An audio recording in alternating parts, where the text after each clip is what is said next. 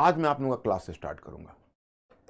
मैं स्टूडेंट्स, पहली बात तो मैं आपको यह बताऊं कि कहां से शुरू करूं। आप लोगों में पहले जज्बा है, हिम्मत है, मेहनत हमारे साथ कर सकते हो। मैंने पिछले क्लास में आपको सारी प्लानिंग बताई। वो प्लानिंग है कि हमारी प्लानिंग बहुत दूर तक है। हम अभी फॉर्मल वे में आपको अपनी टीम से, हमारी टीम से नहीं मिलवा सके। हम आपको अपनी टीम से भी मिलवाएंगे शीघ्र ही। लेकिन हम अभी काम इसलिए आरंभ कर देना उचित समझते क्योंकि आप लोगों में भी एक तैयारी करने का जज्बा है। तो क्यों ना हम लोग पहले स्टार्ट कर दें, कुछ बातें आपको समझा दें और थोड़ी थोड़ी कम से कम बेसिक स्टडीज आप शुरू कर दो। तो उसके बाद फिर मजा आएगा। फिर हम जब अपने सारे प्रोग्राम को अनफोल्ड करेंगे तो फिर आपको ज़्यादा से ज़्यादा समझने का अवसर मिलेगा और आप उससे ज़्यादा से ज़्यादा लाभान्वित हो पाओगे। तो आप लोग जो आपका मंतव्य है, आप अपने, मैं सारे चीज़ों का जवाब तो क्लास लेते समय नहीं दे पाऊंगा क्योंकि आप तो जानते हैं कि कुछ एक बाध्यता होती है, क्योंकि हमारा कुछ समझाने और पढ़ाने का एक फ्लो होता है। अगर मैं बार बार उसमें डिस्ट्रैक्ट करूंगा तो आपका पढ़ाई हर्ज होगा, उसमें नुकसान हो सकता है। इसलिए हम आपको जो भी आवश्यक चीज़ें होंगी या बीच में जो क्वेरीज होंगी जो मैं पूछूंगा तो प्लीज़ आप लोग कमेंट बॉक्स में रखना। अब एक चीज़ बताइए, कहाँ से शुरू करें? तो पहले आते हैं एक मुद्दे पर। जैसे हम हिस्ट्री से आरंभ करें और पिछले दिन हम लोगों की सहमति बनी थी, याद करिए, कि हम लोग को मॉडर्न हिस्ट्री से शुरू करना है। लेकिन मैं यहाँ पर यह कहना चाहूँगा कि मॉडर्न हिस्ट्री से सिर्फ शुरू करने से नहीं होगा, क्योंकि आप लोगों का जो एक परसेप्शन है तैयारी का और जो मेरा परसेप्शन है वो परसेप्शन अलग अलग है। अभी आपको हमारे साथ ट्यून्ड अप होना होगा। तो पहले आप यह जान लीजिए कि आप अपने स्तर से मॉडर्न हिस्ट्री कैसे पढ़ रहे थे और अब हमारे साथ आपकी तैयारी का पैटर्न किस प्रकार से बदल जाएगा। देखिए, इतिहास, समाजशास्त्र, राजनीति शास्त्र, ये जितने भी विषय हैं उन सभी के लिए टर्म आता है मानविकी विषय या सामाजिक विज्ञान। तो आप जब किसी विषय को आरंभ करते हैं, किसी विषय को पढ़ते हैं, तो नॉर्मली बच्चों के मन में एक सवाल होता है कि सर मैं यह पुस्तक पढ़ूं, वह पुस्तक पढ़ूं, आप अगर यह पुस्तक अवेलेबल नहीं है तो यह पुस्तक पढ़ लूं, यह शिक्षक अवेलेबल नहीं है तो इस शिक्षक से पढ़ लूं। मुद्दा ये नहीं है, इस फंडामेंटल चीज को जानते ही लोग नहीं है कि कैसे पढ़ूं। मैं पहले आपको यहीं से मैं शुरू करना चाहूंगा कि सामाजिक विज्ञान जब आप पढ़ने निकलते हैं तो पहले अपने मन में एक गांठ बांध लीजिए। वो क्या है कि सामाजिक विज्ञान में कोई एक दृष्टिकोण नहीं होता है। जब आप सामाजिक विज्ञान पढ़ते हैं तो आपको इतना मानसिक लचीलापन चाहिए कि किसी बिंदु पर एक से अधिक विचार होते हैं, एक से अधिक दृष्टिकोण होते हैं और उन दृष्टिकोण को समझना मांगता है। क्योंकि देखिए, क्वेश्चन मैं आपको क्वेश्चन से प्रूव करूंगा, फिर आपको ये बात समझ में आ जाएगी। देखिए, एक प्राकृतिक विज्ञान और एक सामाजिक विज्ञान में क्या अंतर होता है। प्राकृतिक विज्ञान में प्रत्येक कारण का एक परिणाम होता है और प्रत्येक परिणाम का एक निश्चित कारण होता है। लेकिन सामाजिक विज्ञान में एक कारण के अनेक परिणाम हो सकते हैं और अनेक कारण की एक परिणाम हो सकते हैं, या आप कह सकते हैं कि एक परिणाम के अनेक कारण हो सकते हैं या एक कारण के अनेक परिणाम हो सकते हैं। अब उदाहरण बताता हूं। जैसे आप कहते हो कि फ्रांस की क्रांति 1789 में फ्रांस में घटित हुई। अगर कारण पूछा जाए तो आप कहेंगे कुछ खास परिस्थितियां वहां विद्यमान थी जिस कारण से क्रांति घटित हुई। तो मैं आपसे एक सवाल करूंगा कि अच्छा एक बात बताओ बच्चों, अगर यही सारे कारण उस समय हॉलैंड में भी फिट कर दिए जाते, ब्रिटेन में भी वो सारे कारण फिट कर दिए जाते, तो क्या ब्रिटेन में भी फ्रांस की क्रांति जैसी कोई क्रांति हो जाती? ऐसा आप आश्वस्त हैं? नहीं ना? नहीं। क्योंकि ये क्या है, जिस समय आप कहते हो ह्यूमैनिटीज सब्जेक्ट, मानविकी विषय, उसमें एक ह्यूमन डायमेंशन होता है और एक ही स्थिति में अलग अलग ह्यूमन का रिएक्शन अलग अलग हो सकता है। तो कभी भी सामाजिक विज्ञान या जो मानविकी विषय है वह नेचुरल साइंस की तरह एक निश्चित कारण और परिणाम नहीं हो सकता है। यही वजह है माय स्टूडेंट्स कि आप लोग जानते होंगे, धीरे धीरे आज से आप अपना मस्तिष्क अनुकूलित करिए पढ़ने के लिए। और इसमें आप देखेंगे कि जब आपको क्वेश्चन होता है तो ये होता है पुछल्य शब्द। इसके लिए एक टर्म आता है डायरेक्टरी, एक टर्म आता है डायरेक्टरी। डिस्कस, विवेचन कीजिए, एक्सप्लेन एंड इलुसिडेट, व्याख्या कीजिए, एनालिसिस, विश्लेषण करिए, एनालाइज, विश्लेषण करिए, क्रिटिसाइज, आलोचना करिए यानी आलोचना करना, कमेंट, टिप्पणी करना, डिस्क्राइब, वर्णन करना। अब देखो सबका अगर मीनिंग आप देखोगे तो मैं आपको मीनिंग बताता हूं। डिस्कस, किसी विषय पर विभिन्न विचार एवं दृष्टिकोण पर चर्चा करते हुए अपना विचार देना। जैसे किसी भी कोई भी ऐसा विचार हो, कोई ऐसा मत हो, कोई ऐसा मुद्दा हो, उस पर विभिन्न विचार को देखते हुए, जैसे इस मुद्दे पर अमुक व्यक्ति ने अमुक विचार दिया है, अमुक विद्वान ने अमुक विचार दिया है, अमुक विद्वान ने अमुक विचार दिया है, और फिर इस पर मेरा विचार क्या है। हो सकता है कि मैं उनमें से किसी एक विचार को प्राथमिकता दे दूं, या हो सकता है कि उन सारे विचार को आपस में एक प्रकार का हम सामंजस्य बैठा के एक अपना विचार वहां दे दें। तो डिस्कस में यह अपेक्षा की जाती है। देखिए, एक्सप्लेन और इलुसिडेट, अधिक सूचनाएं प्रदान कर किसी तत्व को जिसे समझना है थोड़ा कठिन है अधिक स्पष्ट करना। एक्सप्लेन का मतलब होता है कि कोई चीज आप जानते हो लेकिन ठीक से नहीं समझ रहे हो, तो मैं क्या करूंगा, मैं उसमें अलग अलग विचार देकर, अलग अलग उदाहरण देकर आपको स्पष्ट उस मुद्दे पर कर दूंगा, और तब आप कहेंगे अच्छा अब मैं समझ गया, इसका मतलब है मैं एक्सप्लेन कर रहा हूं।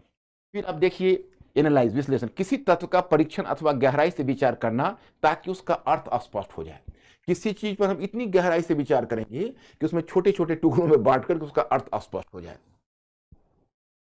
क्रिटिसाइज, आलोचना करना, किसी भी तत्व के अच्छे एवं बुरे पक्ष पर अपना निर्णय देना। जब हम किसी तत्व के अच्छे या बुरे पक्ष पर निर्णय देते हैं, उसका सबल पक्ष भी बताते हैं और निर्बल पक्ष भी बताते हैं, तब वह हुआ क्रिटिसाइज, यानी आलोचना करिए। उसी का शब्द आता है हिंदी में, आलोचना कीजिए, समालोचना कीजिए, समीक्षा कीजिए। उसके आगे का टर्म आता है डिस्क्राइब, वर्णन करना, किसी तत्व अथवा व्यक्ति के विषय में विस्तार से लिखना ताकि उसका स्वरूप स्पष्ट हो जाए। मतलब कि अगर वर्णन करना है तो किसी व्यक्ति अथवा किसी तत्व पर इतना विस्तार से लिखेंगे, मैं ये आपको भेज दूंगा, ये कोई बड़ी चीज नहीं, लेकिन इसका इस्तेमाल अभी आप करना नहीं सीखेंगे। मैं धीरे धीरे इसका इस्तेमाल करना सिखाऊंगा। मैंने यहां से क्यों शुरू किया वो आपको पता चलेगा, क्योंकि पहले हम जब सामाजिक विज्ञान में या मानविकी विषय में हाथ डाल रहे, तो पहले हमें यह पता होना चाहिए कि हमारे विषय की आवश्यकता क्या है, उस विषय को हम किस प्रकार से ले चलेंगे। तो किसी तत्व अथवा व्यक्ति के विषय में विस्तार से लिखना ताकि उसका स्वरूप स्पष्ट हो जाए। फिर इवेल्युएट, मूल्यांकन करना, किसी तथ्य पर सावधानी से विचार करना तथा यह निर्धारित करना कि वह हद तक महत्वपूर्ण और उपयोगी है। मतलब जैसे सोने को परखा जाता है, किसी धातु को परखा जाता है, उसी तरह अगर आप किसी विषय पर किसी तत्व को पर सावधानी से विचार करके उसके महत्व का आकलन करते हो, तो उसके लिए टर्म आता है इवेल्युएट। उसके आगे टर्म आता है डू यू एग्री। अधिकतर स्थितियों में असहमति भी जतानी पड़ती है। मतलब कोई क्वेश्चन में रहेगा, औरंगजेब एक महान शासक था, डू यू एग्री, क्या आप सहमत हैं? या आप कहेंगे वर्तमान सरकार की आर्थिक नीति एक सफल आर्थिक नीति का उदाहरण है, क्या आप सहमत हैं? तो अधिकतर डू यू एग्री, तो क्या आप सहमत हैं शब्द होता है, तो 95% स्थिति में असहमति का बिंदु दर्शाना होता है। अब उसका अपवाद भी 5% हो सकता है, जो आपको क्वेश्चन टू क्वेश्चन आपको अलग अलग पता चल जाएगा, लेकिन आपको 95% स्थिति में उसका इशारा होता है नहीं, मतलब हम एग्री नहीं कर रहे। जैसे मैं आपको उदाहरण एक बताता हूं कि आपने अगर एक्टिव टू पैसिव वॉइस बनाया होगा अपने लाइफ में, आपने हायर सेकेंडरी क्लास में या उससे पहले आपने एक्टिव टू पैसिव तो वॉइस बनाया होगा, तो उसमें आप क्या देखते हैं? उसमें आप देखते हैं कि आपसे पूछा जाता है does Ram go to Patna, ये हुआ इंट्रोगेटिव सेंटेंस, तो आप एफर्मेटिव में क्या कहते हो? Ram does not go to Patna. या फिर आपका स्टेटमेंट आता है, वो देता है एफर्मेटिव कि Ram does not go to Patna, Ram does not go to Patna, इसको इंट्रोगेटिव बनाना है, तो does Ram go to Patna. तो मतलब यह हुआ कि आप जिस समय वो प्रश्नवाचक चिन्ह लगाता है, तो 95% सिचुएशन में आपको असहमति के बिंदु जताने होते हैं। अब मैं स्टूडेंट्स, अब एक चीज बताइए, कई बार तो ऐसा होता है कि स्टूडेंट्स जस्ट ज्वाइन करते हुए हमसे पूछते हैं कि सर अब अलग अलग जो शब्दावलियां हैं, पुछल्य शब्दावलियां हैं, वह पुछल्य शब्दावलियां का जिसको डायरेक्टरी शब्द कहते हैं, इसका क्या मतलब होता है सर, मुझे समझ में नहीं आ रहा। अब मैं आपको बताना चाहता ये शब्द कैसे समझ में आएगा, क्योंकि आप जब पढ़ते हैं तो आपके लिए मॉडर्न हिस्ट्री का मतलब है पलासी का युद्ध का कारण और परिणाम, बक्सर के युद्ध का कारण और परिणाम। आप सीधा सपाटा उसका पैराफ्रेजिंग करते चले जाते हैं, आप सीधे तौर पर तथ्यों का संचय करते चले जाते हैं और वहां से लेके पूरे मॉडर्न हिस्ट्री समाप्त कर देते हैं। तो जहां 2 विचार लिखने पड़ेंगे, 3 विचार लिखने पड़ेंगे, तो वहां आपको प्रतीत होगा कि अरे मैं तो बस यही जानता हूं, यही एकमात्र विचार है, इससे इतर कोई विचार है ही नहीं। उससे भी मैं फनी सिचुएशन आपको बताता हूं। कई बार अपने मित्रों में भी मनमुटाव हो जाता है या अपने मित्रों में भी असहमति हो जाती है, तनाव हो जाता है, क्योंकि ये कहता है कि देखिए इसमें यह मतलब होगा, दूसरा कहेगा नहीं इसमें यह मतलब होगा, और दोनों इस बात पर कई बार झगड़ पड़ते हैं कि मैं करेक्ट हूं तो मैं करेक्ट हूं। माय स्टूडेंट्स, सोशल साइंस में ऐसा नहीं होता है। सोशल साइंस में प्रत्येक चीज का एक पर्सपेक्टिव होता है और कहने का भी अंदाज होता है। जैसे मैं आपको बताऊं, ये ग्लास तो खाली है, लेकिन मैं परिकल्पना करता हूं ये ग्लास अगर आधा भरा हुआ हो तो कहीं कहेंगे यह ग्लास, अगर इसको पॉजिटिव सेंस में कहना होगा तो पॉजिटिव सेंस में हम कहेंगे कि हर कुछ के बावजूद भी हमारे ग्लास में आधा ग्लास पानी है। और अगर इसके नेगेटिव कहना हो, इसका नकारात्मक पक्ष उजागर करना हो, तो फिर हमें कहना पड़ेगा कि इस, चाहे हम कितनी भी बड़ी बड़ी बातें कर लें, लेकिन यह सच्चाई है कि हमारा ग्लास अभी भी आधा ग्लास खाली है। तो जब हम आधा ग्लास खाली है पर जोर देंगे तो वो लिमिटेशंस पार्ट होगा, और जब आधा ग्लास भरा हुआ पर जोर देंगे तो पॉजिटिव पार्ट होगा। बच्चे समझ रहे हैं? एक क्वेश्चन है। हाँ बोलिए। प्रिया कुमारी का इवैल्यूएट का हाँ इवेल्युएट का, हाँ प्रिया तुम्हारा क्वेश्चन आ गया मेरे पास। देखो, इवेल्युएट का मूल्यांकन करना, किसी तथ्य पर सावधानी से विचार करना तथा यह निर्धारित करना कि वह यह हद तक महत्वपूर्ण और उपयोगी है। मतलब जैसे मैं आपको बताता हूं कि एक उदाहरण देकर बताता हूं कि जवाहरलाल नेहरू ने भारतीय राष्ट्रीय आंदोलन में समाजवाद की विचारधारा को लोकप्रिय बनाया, इस कथन का मूल्यांकन कीजिए। तो इसका मतलब हुआ कि हमें अब यह दिखाना होगा कि जवाहरलाल नेहरू ने किस हद तक उसमें योगदान दिया, माने उन्होंने ऐसा क्या क्या किया जिसके करने से राष्ट्रवादी आंदोलन में समाजवादी विचारधारा अधिक प्रभावी हो गई। तो प्रिया थोड़ा तुमको वेट करना पड़ेगा, क्योंकि जैसे जैसे हमारा टॉपिक आगे बढ़ेगा तो हम अपने टॉपिक में यह सारी चीजें आपको बताते जाएंगे। और जैसा कि मैंने बताया कि अभी तो मैं एक जस्ट एग्जाम्पल के जस्ट मैं आप एक टर्मिनोलॉजी दे रहा हूं। ये टर्मिनोलॉजी से सिर्फ क्लियर नहीं होगा, एग्जाम्पल से क्लियर होगा। एक प्रैक्टिकल रास्ता भी मैं बताऊंगा, बल्कि इसमें 8 या 10 मैंने पुछले शब्द दिए हैं, लेकिन प्रैक्टिकली तुमको लिखने में 2 ही तरह की चीजें काम आएगी। उसको हम 2 पार्ट में क्लासिफाई कर देंगे। जहां है प्रकाश डालिए, व्याख्या कीजिए, विश्लेषण कीजिए, परीक्षण कीजिए, या जो ये शब्द आता है मूल्यांकन कीजिए, उसको हम एक कोटि में डाल दिया। और दूसरे कोटि में डाल दिया समीक्षा कीजिए, विवेचन कीजिए, आलोचनात्मक परीक्षण कीजिए या आलोचनात्मक परीक्षण कीजिए। तो ये शब्द है विवेचन कीजिए, क्या आप सहमत हैं, इसको दूसरी कैटेगरी में डाल दिया। और पहले कैटेगरी में आप एक उसको हाइपोथेटिकल क्वेश्चन कहते हैं, और दूसरे कैटेगरी में जो आते हैं उसको आर्गुमेंटेटिव क्वेश्चन कहते हैं। मैं भी एग्जाम्पल देके आपको समझाऊंगा तो ये बात आपको स्पष्ट हो जाएगी। तो यहां तक ये शब्दावलियां पहली बार मैं आपको परिचय दे रहा हूं। आप लोगों को सिर्फ यह काम करना है कि ये शब्दावलियां मैं आपको ये पीडीएफ के फॉर्म में भेजता रहूंगा मैटर। आप लोग पीडीएफ के फॉर्म में उस मैटर को देखते रहना, और कोई भी दिक्कत हो तो बताना। अब मैं तुमको एक एग्जाम्पल देता हूं तो आपको समझ में आ जाएगा। अब कौन सा एग्जाम्पल दूं जो आप लोगों के लिए भी सहज होगा। तो एग्जाम्पल, मैं ऐसा एग्जाम्पल देता हूं कि जिनके बारे में थोड़ा बहुत आप जानते होंगे। तो क्योंकि अभी मॉडर्न हिस्ट्री तो आपने पढ़ा नहीं है, तो चलिए मैं आपको एक एग्जाम्पल गांधी जी पर ही देता हूं। चलिए,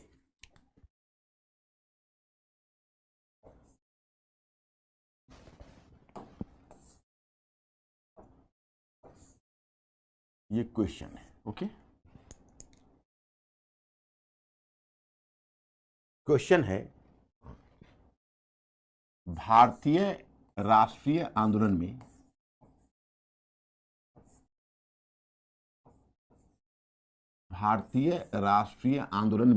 गांधी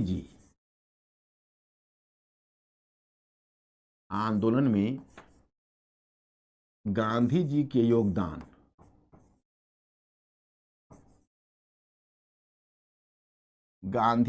योगदान का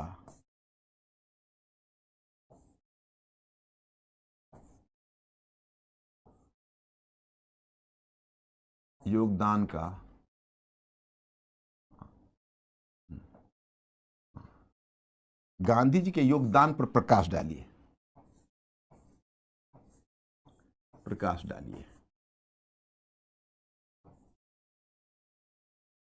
गांधी जी के योगदान पर प्रकाश डालिए। दूसरा क्वेश्चन आपका आता है, ये पहला क्वेश्चन है। दूसरा क्वेश्चन है, यही स्टेटमेंट रहेगा। देखो, ये स्टेटमेंट, आप इस प्रश्न को देखिए, भारतीय राष्ट्रीय आंदोलन में गांधी जी के योगदान पर प्रकाश डालिए। ये शब्द है गांधी जी के योगदान, ये शब्द हुआ, इसको कहते हैं टॉपिक स्टेटमेंट। और जो यह शब्द है प्रकाश डालिए, यह है डायरेक्टरी। तो 2 शब्द का प्रयोग हुआ। मैं थोड़ा अंग्रेजी में ही बोलना पड़ेगा क्योंकि उसका हिंदी शब्द कुछ क्लियर नहीं है। जैसे पहला, यहाँ जो पहला पार्ट आपका प्रश्न का हुआ उसको कहते हैं टॉपिक स्टेटमेंट, और जो दूसरा पार्ट आप देखते हो प्रकाश डालिए उसको कहते हैं डायरेक्टरी। तो ये देखो टॉपिक स्टेटमेंट वही रहेगा, ये डायरेक्टरी है।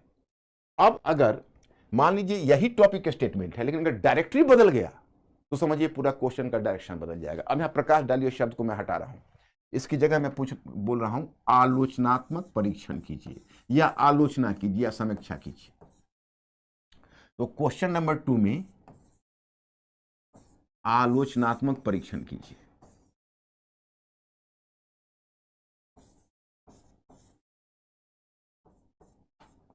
आलोचनात्मक परीक्षण कीजिए। अब देखिए ये दोनों 2 क्वेश्चन है, क्योंकि इसमें मैंने बाकी चीजें नहीं लिखी है, बाकी चीजें मैंने डॉट डॉट करके छोड़ दिया है। जैसे आपने पीछे देखा कि भारतीय राष्ट्रीय आंदोलन में गांधी जी की योगदान, तो यहां पर प्रकाश डालिए हुआ, तो ये इस क्वेश्चन को बोलते हैं hypothetical question. Hypothetical question, hypothetical question. और जो दूसरा क्वेश्चन मैंने बताया, इस क्वेश्चन का नाम है आर्गुमेंटेटिव क्वेश्चन। तो देखो अभी मैं लिख के नहीं बताऊंगा, क्योंकि थोड़ा सा मुझे टॉपिक आगे बढ़ा लेने दो, तो मैं रिटर्न उदाहरण दूंगा और बोर्ड पर ही लिखा दूंगा एक आध क्वेश्चन। क्योंकि मैंने क्या कहा, आपको रीडिंग फास्ट करनी है, आपको क्वेश्चन राइटिंग सिखानी है, आपको सोचने वाला प्राणी बनाना है। ये प्रोसेस है, कोई ऐसा नहीं है। जैसे आप मॉडर्न हिस्ट्री पढ़ते हो तो एक चैप्टर खोला क्या, तो आपने पढ़ा कर्नाटक युद्ध, फिर पढ़ा पलासी का युद्ध, बक्सर का युद्ध, वारेन हेस्टिंग्स, फिर वहां से कॉर्नवालिस, अस्थाई बंदोबस्त, रैयतवाड़ी और महलवाड़ी। इस तरह की जो पढ़ाई है ना, उसमें अंडरस्टैंडिंग नहीं बनती है। उसमें क्या होता है, सिर्फ इंफॉर्मेशन होता है, और सारे लोग उसी तरह पढ़ाते हैं। आप देखो मेरा पैटर्न को समझना, मेरा जो पैटर्न है उसमें आप एक सोचने वाला प्राणी बनोगे, क्योंकि इंटीग्रेटेड मैं आपको कर दूंगा। इंटीग्रेटेड कर दूंगा तो जैसा कि मैंने पिछले क्लास में आपको बताया था, 2 + 2 4 नहीं होगा, 2 + 2 22 होगा।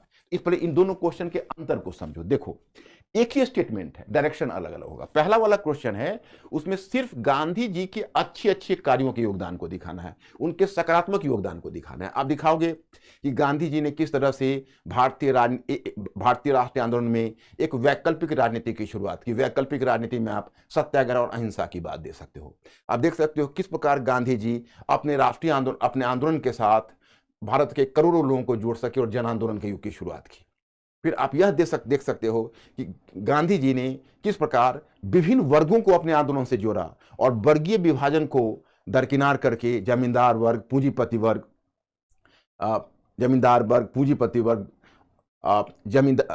जमींदार वर्ग और किसान, पूंजीपति वर्ग और मजदूर, सभी को एक मोर्चे पर ला दिया।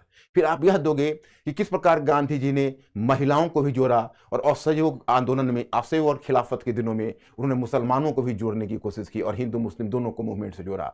फिर आप देख सकते हो कि गांधी जी ने न केवल आंदोलन में सामाजिक भागीदारी को बल्कि उद्देश्य को भी बदल दिया, और गांधी जी के लिए स्वतंत्रता का मतलब केवल राजनीतिक स्वतंत्रता प्राप्त करना नहीं था, बल्कि सामाजिक और सांस्कृतिक स्वतंत्रता प्राप्त करना भी था। तो पहले वाले में केवल तुम उनके सकारात्मक योगदान को लिखते हुए चले गए तो तुम्हारा पहला क्वेश्चन पूरा हो गया।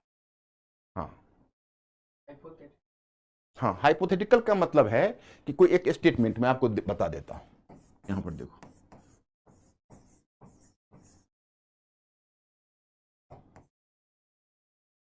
हाइपोथेटिकल का क्वेश्चन का मतलब हुआ, जैसे वैसे हाइपोथेसिस तो स्टेटमेंट को बोलते हैं, कोई एक विचार तुम दोगे उसको कहते हैं एक हाइपोथेसिस, एक परिकल्पना। क्वेश्चन के फॉर्म में माय स्टूडेंट्स इस बात को ध्यान रखना, जब तुम शब्द देखोगे हाइपोथेटिकल तो इसका मतलब तुम यह लगाना कि कोई ऐसा क्वेश्चन है जिसमें स्टेटमेंट को सिद्ध करना है, उसको कंटेस्ट नहीं करना है। जैसे मैं आपको बताता हूं कि भारतीय राष्ट्रीय आंदोलन में गांधी जी के योगदान का आलोचनात्मक परीक्षण कीजिए, या गांधी जी के योगदान का विवेचन कीजिए, या आपको रहेगा कि भारतीय राष्ट्रीय आंदोलन में क्या गांधी जी ने भारतीय राष्ट्रीय आंदोलन में केवल सकारात्मक योगदान दिखाया। तो इसका मतलब वह क्वेश्चन आर्गुमेंटेटिव है। आपको दिखाना है कि गांधी जी ने आंदोलन में यह भूमिका तो दिखाई, परंतु यहां गांधी जी चूक गए, यहां गांधी जी पिछड़ गए। तो वहां अगर तुम दिखाते हो, यह क्वेश्चन हो गया आर्गुमेंटेटिव। इसको आर्गुमेंटेटिव कहते हैं। आर्गुमेंटेटिव का मतलब हुआ कि हम इस स्टेटमेंट को, इसमें आपको हाइपोथेटिकल क्वेश्चन में जो स्टेटमेंट, किसने ये क्वेश्चन पूछा था तो नाम के साथ बताया करो। तो अमित तुम सुन रहे हो, जो पहला वाला क्वेश्चन है वो पहले वाले क्वेश्चन में जो हाइपोथेसिस दिया हुआ है सीधा सीधा आप उस हाइपोथेसिस को प्रूव करोगे, और जो दूसरा वाला क्वेश्चन है उसमें आपको हाइपोथेसिस को प्रूव नहीं करना है बल्कि उस हाइपोथेसिस को कंटेस्ट भी करना है। Do understand my point or not? मैंने हाइपोथेसिस को कंटेस्ट करने का मतलब है कि आप सिर्फ यही नहीं कह रहे हो कि गांधी जी ने योगदान दिया, बल्कि आप यह भी दिखा रहे हो कि गांधी जी कहां कहां चूक गए, कहां कहां वो बदलाव नहीं ला सके। जैसे I am giving the example, देखो जैसे आप पहला वाला पॉइंट का सारा चीज थोड़ा छोटा करके दूसरे में डाल ही दोगे, जो गांधी जी ने अच्छा अच्छा काम यहां किया, और तब उसके बाद तुम उसमें थोड़ा सा बदलाव ले आओगे। उसमें तुम कहोगे कि परंतु दूसरी तरफ गांधी जी ने आर्थिक मोर्चे पर कोई महत्वपूर्ण परिवर्तन नहीं लाया, उन्होंने किसानों की समस्या को नहीं उठाया, उन्होंने जमींदारों के विशेषाधिकारों पर चोट नहीं की, पूंजीपतियों के विशेषाधिकारों पर चोट नहीं की, और महिलाओं के को राजनीतिक आंदोलन में शामिल किया, लेकिन महिलाओं के पारिवारिक और सामाजिक अधिकार पर उन्होंने बल नहीं दिया। तो तुम्हारी सीमाएं हो जाएगी, और तब हो जाएगा आलोचनात्मक परीक्षण कीजिए। लेकिन ध्यान नहीं बच्चे, फिर जब तुम निष्कर्ष लिखोगे, अभी तो मैं आपको उत्तर नहीं बता रहा हूं, क्योंकि अभी तुमको थोड़ा सा नॉलेज और दे दूं, फिर उत्तर बताऊंगा, लिख कर बता दूंगा। तो फिर तुम देखोगे कि दोनों पक्षों को लिखने के बाद अंत में तुम्हारा निष्कर्ष का पार्ट आएगा। निष्कर्ष में तुम ऐसा नहीं कि तुम नेगेटिव ही निष्कर्ष दोगे, तुम उसके पॉजिटिव भी दे सकते हो और नेगेटिव भी दे सकते हो। तो राइटिंग में तो धीरे धीरे थोड़ा समय लगेगा। यहां पर मैं मुख्य रूप से तुमको यह संकेत देना चाहता हूं कि देखो, जब हम लोग सोशल साइंस पढ़ते हैं तो सोशल साइंस में एक विचार नहीं होता है। केवल गांधी जी के अच्छा पक्ष हम जानेंगे तो हमारी तैयारी अधूरी रह जाएगी। गांधी जी के अगेंस्ट में कोई केवल बोलता है तो तैयारी कच्ची रह जाएगी। बल्कि हमें गांधी जी के अच्छे पक्षों को जानने के साथ साथ कहां कहां गांधी जी बदलाव नहीं ला पाए, कहां कहां गांधी जी ने समझौता कर लिया, उन बातों की जानकारी भी चाहिए। अब जब हम इतनी व्यापकता से पढ़ेंगे तब हमारे सामने एक चैलेंज यह होगा, यार इसको हम रिटेन कैसे करें, दिमाग में इतनी चीजें रखें कैसे। क्योंकि रखने का तरीका मैं बता रहा हूं कि कैसे आपको सोचने वाला प्राणी बनाऊंगा। और सोचने वाले प्राणी का मतलब है कि मैं इंटीग्रेटेड आपको पढ़ाऊंगा। तो इंटीग्रेटेड पढ़ाने से क्या होगा कि एक से दूसरा जब लिंक होगा तो आपकी समझ में सुमेल आ जाएगा। तो मुझे लगता है कि मैं पहला वाला इशू शायद इसमें संकेत देने में, राइटिंग तो बाद में लिखाऊंगा, लेकिन यह मैं संकेत देने में कामयाब रहा कि नहीं कि आप सामाजिक विज्ञान के स्वरूप को समझ चुके हो। प्राकृतिक विज्ञान या नेचुरल साइंस से मैं ब्रीफ कर रहा हूं, नेचुरल साइंस से सामाजिक विज्ञान इस रूप में अलग होता है कि नेचुरल साइंस में एक कारण का एक विशिष्ट परिणाम होता है और एक परिणाम का कोई विशिष्ट कारण होता है, कोई निश्चित कारण होता है। लेकिन सोशल सामाजिक विज्ञान में एक कारण के अनेक परिणाम भी हो सकते हैं और एक परिणाम के अनेक कारण भी हो सकते हैं। तो you have to be clear about that. तो क्या अंकुर ये लोग क्लियर हैं? यस हाँ, क्या इन लोगों का क्या मानना है, समझ में आ रहा है? यस हाँ, अगर कहीं कोई दिक्कत हो तो पूछ लेना। तो अब हम आगे बढ़ते हैं फिर दूसरे इश्यू पर। अगर आपका पहला क्लास है तो फिर मैं दूसरे इश्यू पर बढ़ता हूं। अब देखो दूसरा इश्यू मेरा क्या है, आपको पढ़ना क्या है। आपके घर में सभी लोग बताएंगे, आपके घर में कक्षा नई एनसीईआरटी कक्षा 8 की है। संभवतः वो अब तो एक वॉल्यूम भी कहीं कहीं कर देते हैं, कहीं कहीं 2 वॉल्यूम होते हैं। हमारे अतीत पार्ट 3 में आधुनिक भारत का इतिहास है। आप लोगों के घर में विद्यमान है? क्या है अंकुर, क्या बोल रहे हैं, यस और नो? यस हाँ, तो so you have to be articulate mister Ankur, you have to be articulate. हाँ, सो जिस समय हम कोई क्वेश्चन करें वो कहे तो तुम जब वो बोलने लगे you have to show one thumb and once again you are just in the larger number, so 2 thumb. तो अंकुर you have to just take some symbol and be a bit fast. तो क्योंकि इन लोगों का कोई भी क्वेरीज अनआंसर्ड नहीं होना चाहिए। अगर सेंसिटिव क्वेरीज है, वैसे आप लोग अनावश्यक चीज मत पूछना, क्योंकि आप लोगों का क्लास फिर अफेक्ट होगा। जो बहुत आवश्यक है उस पर आप जोर देना। तो अब आप लोगों के लिए मैंने क्या किया, उस एनसीईआरटी को एक बार आपको पढ़ना पड़ेगा। आज के बाद आप जाकर उस एनसीईआरटी को पढ़ना शुरू करना, जितनी भी समझ में आए। लेकिन बच्चों एक समस्या आएगी, मैं पहले ही शेयर करता हूं। जो पुस्तक में जिस तरह से चैप्टर उन्होंने निर्धारित किया, मैं उस तरह से तुमको नहीं पढ़ाऊंगा। मैंने पुस्तक के सबको मैंने मिक्सअप करके एक अलग तरीका बनाया है जो आपको सोचने वाला प्राणी बनाएगा। तो कहोगे एनसीईआरटी 8वीं कक्षा की एनसीईआरटी में क्या करना है, पढ़ने के समय अंडरलाइन करते हुए केवल कहानी की तरह तुम पढ़ते चला जाना। केवल एक तरह से रीडिंग, जैसे तुम न्यूज़पेपर पढ़ते हो, संपादकीय पढ़ते हो, लेकिन तुम याद वो रखना जो मैं क्लास में करवाऊंगा और जो मैं पीडीएफ फॉर्म में तुमको भेजूंगा, उसको याद रखना। उसके बाद मैं तुमको बाद में बता दूंगा तुम कौन सा बुक पढ़ना चाहते हो। एक बार तुम मेरा पूरा क्लास चलने दो, क्योंकि मुझे विश्वास है कि उस क्लास को करते करते बहुत सारी अंडरस्टैंडिंग तुम्हारी बन जाएगी। देखिए, पहले हमने आपको एनसीईआरटी के बारे में कुछ महत्वपूर्ण बातें बताई, उसको देखिए। एनसीईआरटी की पुस्तकें सामाजिक विज्ञान से जुड़े हुए महत्वपूर्ण विषयों पर संक्षिप्त परंतु स्तरीय ज्ञान प्रदान करती है। नई एनसीईआरटी की पुस्तकें नेशनल एजुकेशनल फ्रेमवर्क एनसीएफ 2005 के निर्देशन पर आधारित है। एनसीएफ 2005 का बल बच्चों में रटने की प्रवृत्ति को, देखो ये तुम्हारा एनसीईआरटी बोलता है, एनसीएफ 2005 का बल बच्चों में रटने की प्रवृत्ति को हतोत्साहित कर सोचने की प्रवृत्ति को प्रोत्साहन देना है। इसका बल विभिन्न मानविकी विषयों के बीच की दीवारों अथवा घेरे को तोड़कर अंतर अनुशासनात्मक दृष्टिकोण को प्रोत्साहन देना है। अंतर अनुशासनात्मक दृष्टिकोण, अंतर अनुशासनात्मक का मतलब होता है जब आप एक विषय के ज्ञान का उपयोग दूसरे विषय की समझ को विकसित करने के लिए करते हो तो उसको कहा जाता है अंतर अनुशासनात्मक दृष्टिकोण, इंटरडिसिप्लिनरी अप्रोच, इंटरडिसिप्लिनरी अप्रोच। तो एनसीईआरटी ने दो बातें कही, एक तो बच्चों में रटने की प्रवृत्ति को हतोत्साहित कर सोचने की प्रवृत्ति को बढ़ाना है, और दूसरा उनमें अंतर अनुशासनात्मक दृष्टिकोण विकसित करना है। अब अतः एनसीईआरटी की पुस्तकें केवल ज्ञान का स्रोत ही नहीं बल्कि बच्चों में विश्लेषण परक उसी चीज को विश्लेषण करके, देखो मुझे आप लोगों का पढ़ने का तरीका पहले बदलना है, और आप लोग इस बात के लिए मेंटली प्रिपेयर्ड हो जाओ, जब हमारे साथ आ रहे हो तो आपको पढ़ने का पहला का तरीका छोड़ना पड़ेगा, और जैसे जैसे मैं बताऊं आप आंख मूंद के उसका पालन करो, और फिर 1 महीने के बाद बताना कि कितना बड़ा बदलाव तुम महसूस कर रहे हो।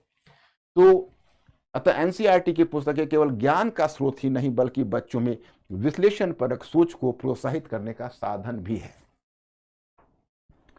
इतिहास में अब देखो पहला चैप्टर आपका एनसीईआरटी में दिया हो, अब मैंने आपको सुविधा के लिए क्या किया कि आप सामने एनसीईआरटी रखना और ये सामने मेरे पेज को रखना, इसका पेज निकाल लेना, और मेरे पेज को या तुम अगर चाहो तो इलेक्ट्रॉनिक्स फॉर्म में भी रख सकते हो।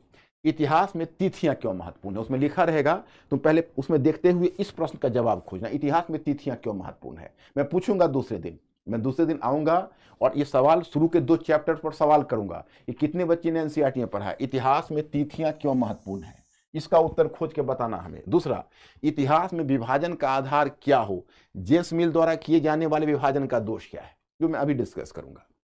दूसरा है औपनिवेशिक से क्या तात्पर्य, व्हाट डू मीन बाय औपनिवेशिक।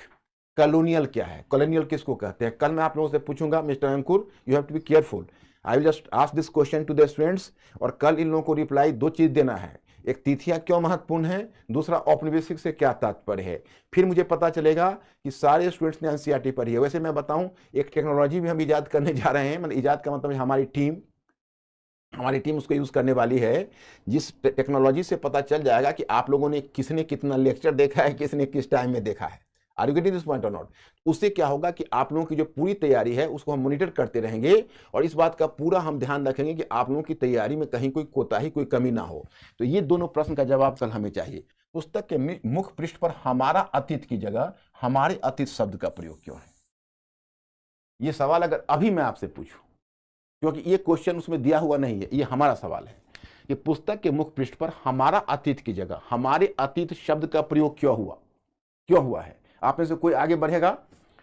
पुस्तक के मुख्य पृष्ठ पर हमारा अतीत की जगह हमारे अतीत शब्द का प्रयोग क्यों हुआ है, मतलब क्या आप बता सकते हैं कि हमारा अतीत और हमारे अतीत में क्या अंतर है। आप में से कोई बता सकता है। Mister Ankur, is response coming. हमारा प्रश्न यह, फिर मैं एक बार रिपीट कर रहा कि हमें पुस्तक के मुख्य पृष्ठ पर हमारा अतीत की जगह हमारे अतीत शब्द का क्यों प्रयोग हुआ है मॉडर्न हिस्ट्री में।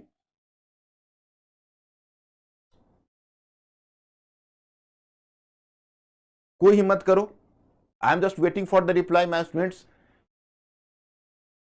हम विजुअलाइज कर रहे हैं आप लोगों को, यू पीपल आर ट्राइंग, आप लोग ट्राई कर रहे हैं। हमारा इंडिविजुअल शो करता है, मतलब सिर्फ इतना है। हाँ अच्छा, हमारे अतीत और हमारा अतीत, हमारा अतीत की जगह हमारे अतीत क्यों। देखिए एक कहानी सुनिए, आपको पता चल जाएगा। देखिए पहले इसका मतलब बता देता हूं। जैसे हुआ क्या कि पहले जो इतिहास पढ़ा और लिखा जाता था वो राजाओं और कुलीनों के पॉइंट ऑफ व्यू से लिखा जाता था। तो राजा और कुलीन लोग जो थे वो लोग अपनी जिंदगी को, अपने जीवन को, अपने वैल्यू सिस्टम को, वैल्यू सिस्टम समझते हो, मैंने अपना जो उनका आदर्श था जीवन का, अपनी जो जीवन की समझ थी, उसी को वो पूरे समाज की समझ के रूप में चला देते थे। वो प्रभावी थे। और बेचारे जो निर्धन लोग थे, महिलाएं थी, दलित थे, ये सब दबे पीछे रहते थे, इनकी आवाज कहीं इतिहास में सुनी ही नहीं जाती थी। और अधिकांश तो ये शिक्षित होते नहीं थे, तो इन्होंने अपना कोई लिखित रिकॉर्ड भी नहीं छोड़ा था। तो मतलब जो कुलीन और राजाओं का अतीत है, उसी अतीत को पूरे समुदाय का अतीत मान लिया जाता था।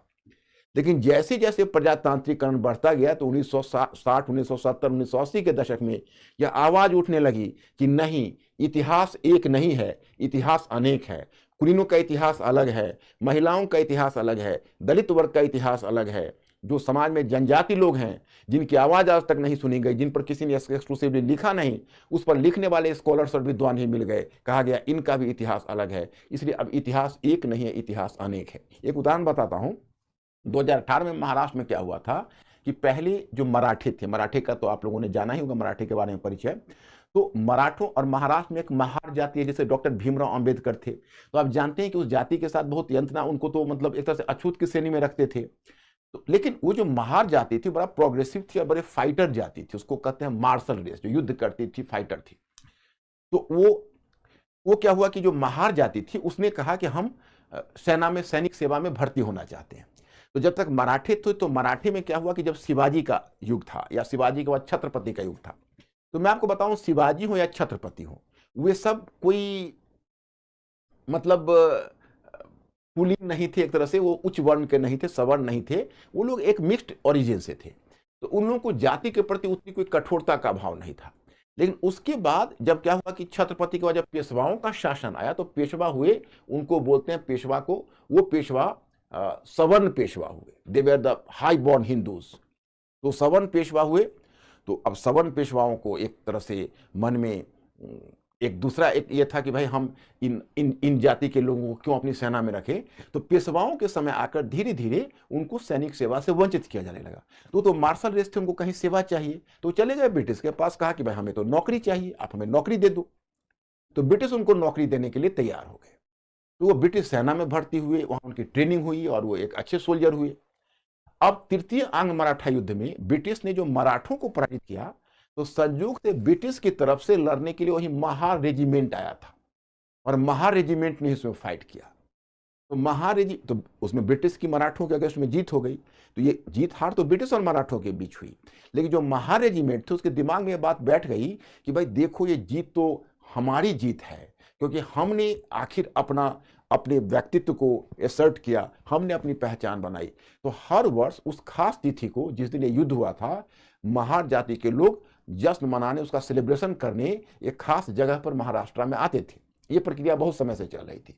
जब 2018 में आए तो एक तनाव छिड़ गया कि कुछ लोगों ने इसका विरोध किया कि देखिए ये कहीं ना कहीं देशभक्ति के खिलाफ है, क्योंकि ये ब्रिटिश के जीत की खुशियां मना रहे हैं।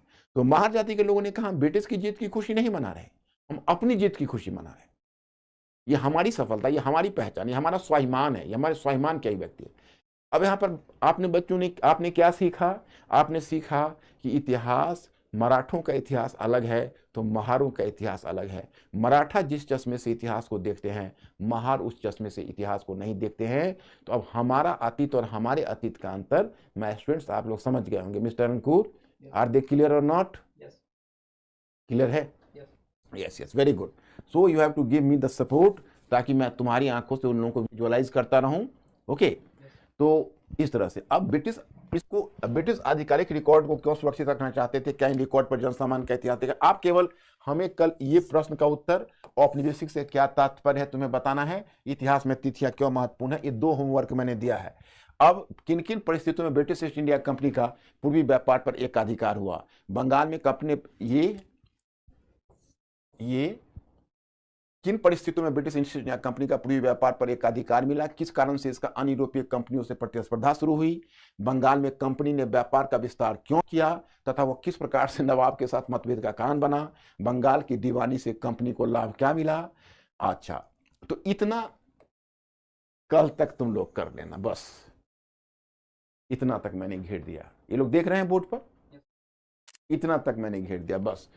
किन परिस्थितियों में व्यापार से साम्राज्य तक कंपनी की सत्ता स्थापित थी? उसके बाद मैं ये पूरा भेज देता हूं कि आप लोग बुक में पढ़ोगे, ग्रामीण क्षेत्र पर शासन चलाना, ये मैं पूरा पीपीटी आपको भेज देता हूं और मैं आपको गाइड करता रहूंगा। आपको क्या, जब जनता बगावत करती है, 1857 का विद्रोह देखो, उपनिवेशवाद और शहर, बुनकर लोहा बनाने वाले और फैक्ट्री मालिक, सबका मैंने टॉपिक बना दिया है। बस इसको जैसे ये चीज जो लिखा हुआ है बुक में पढ़ के आपको मिलाना है उसको।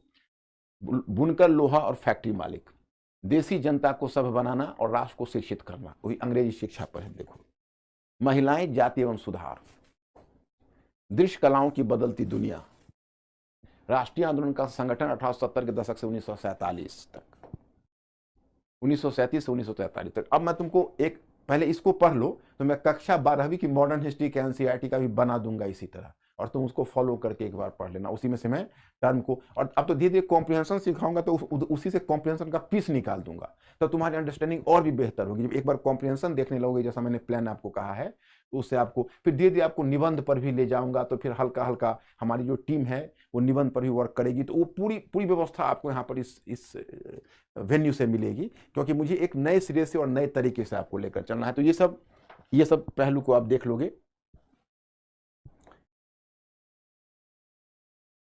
अब देखो, मैं आपको बताना चाहता कि देखिए, अब आपका सिलेबस मॉडर्न हिस्ट्री का इतना कम देखने में मिलेगा कि सिलेबस देखने का कोई फायदा नहीं है, इसको इग्नोर करने में ही फायदा है। क्योंकि इसमें मात्र देखो 18वीं सदी के लगभग मध्य से लेकर वर्तमान समय तक आधुनिक भारतीय इतिहास।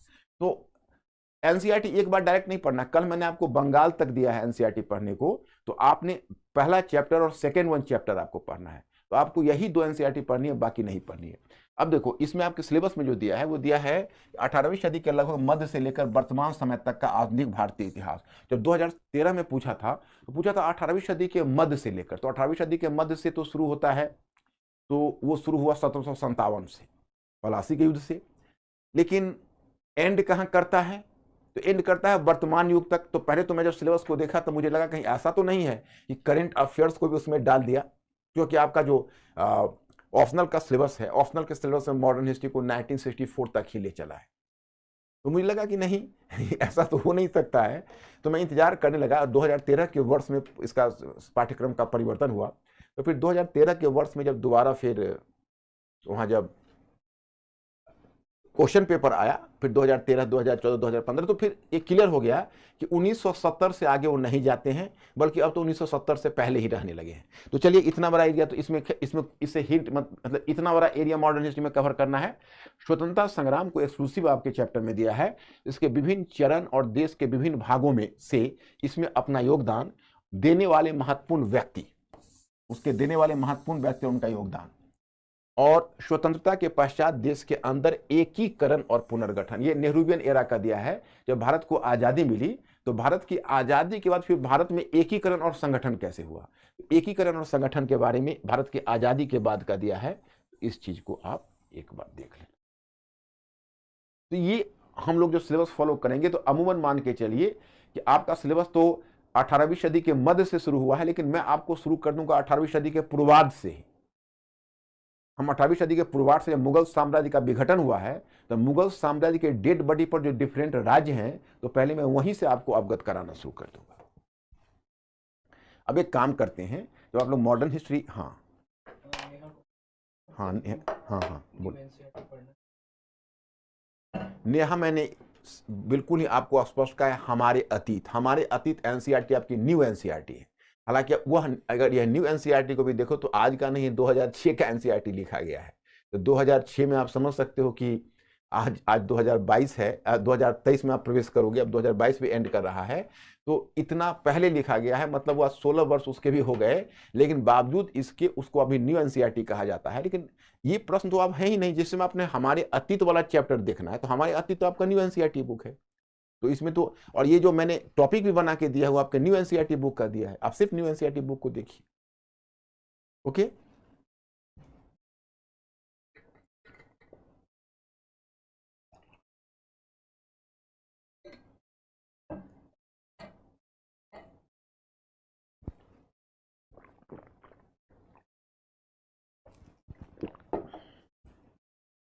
तो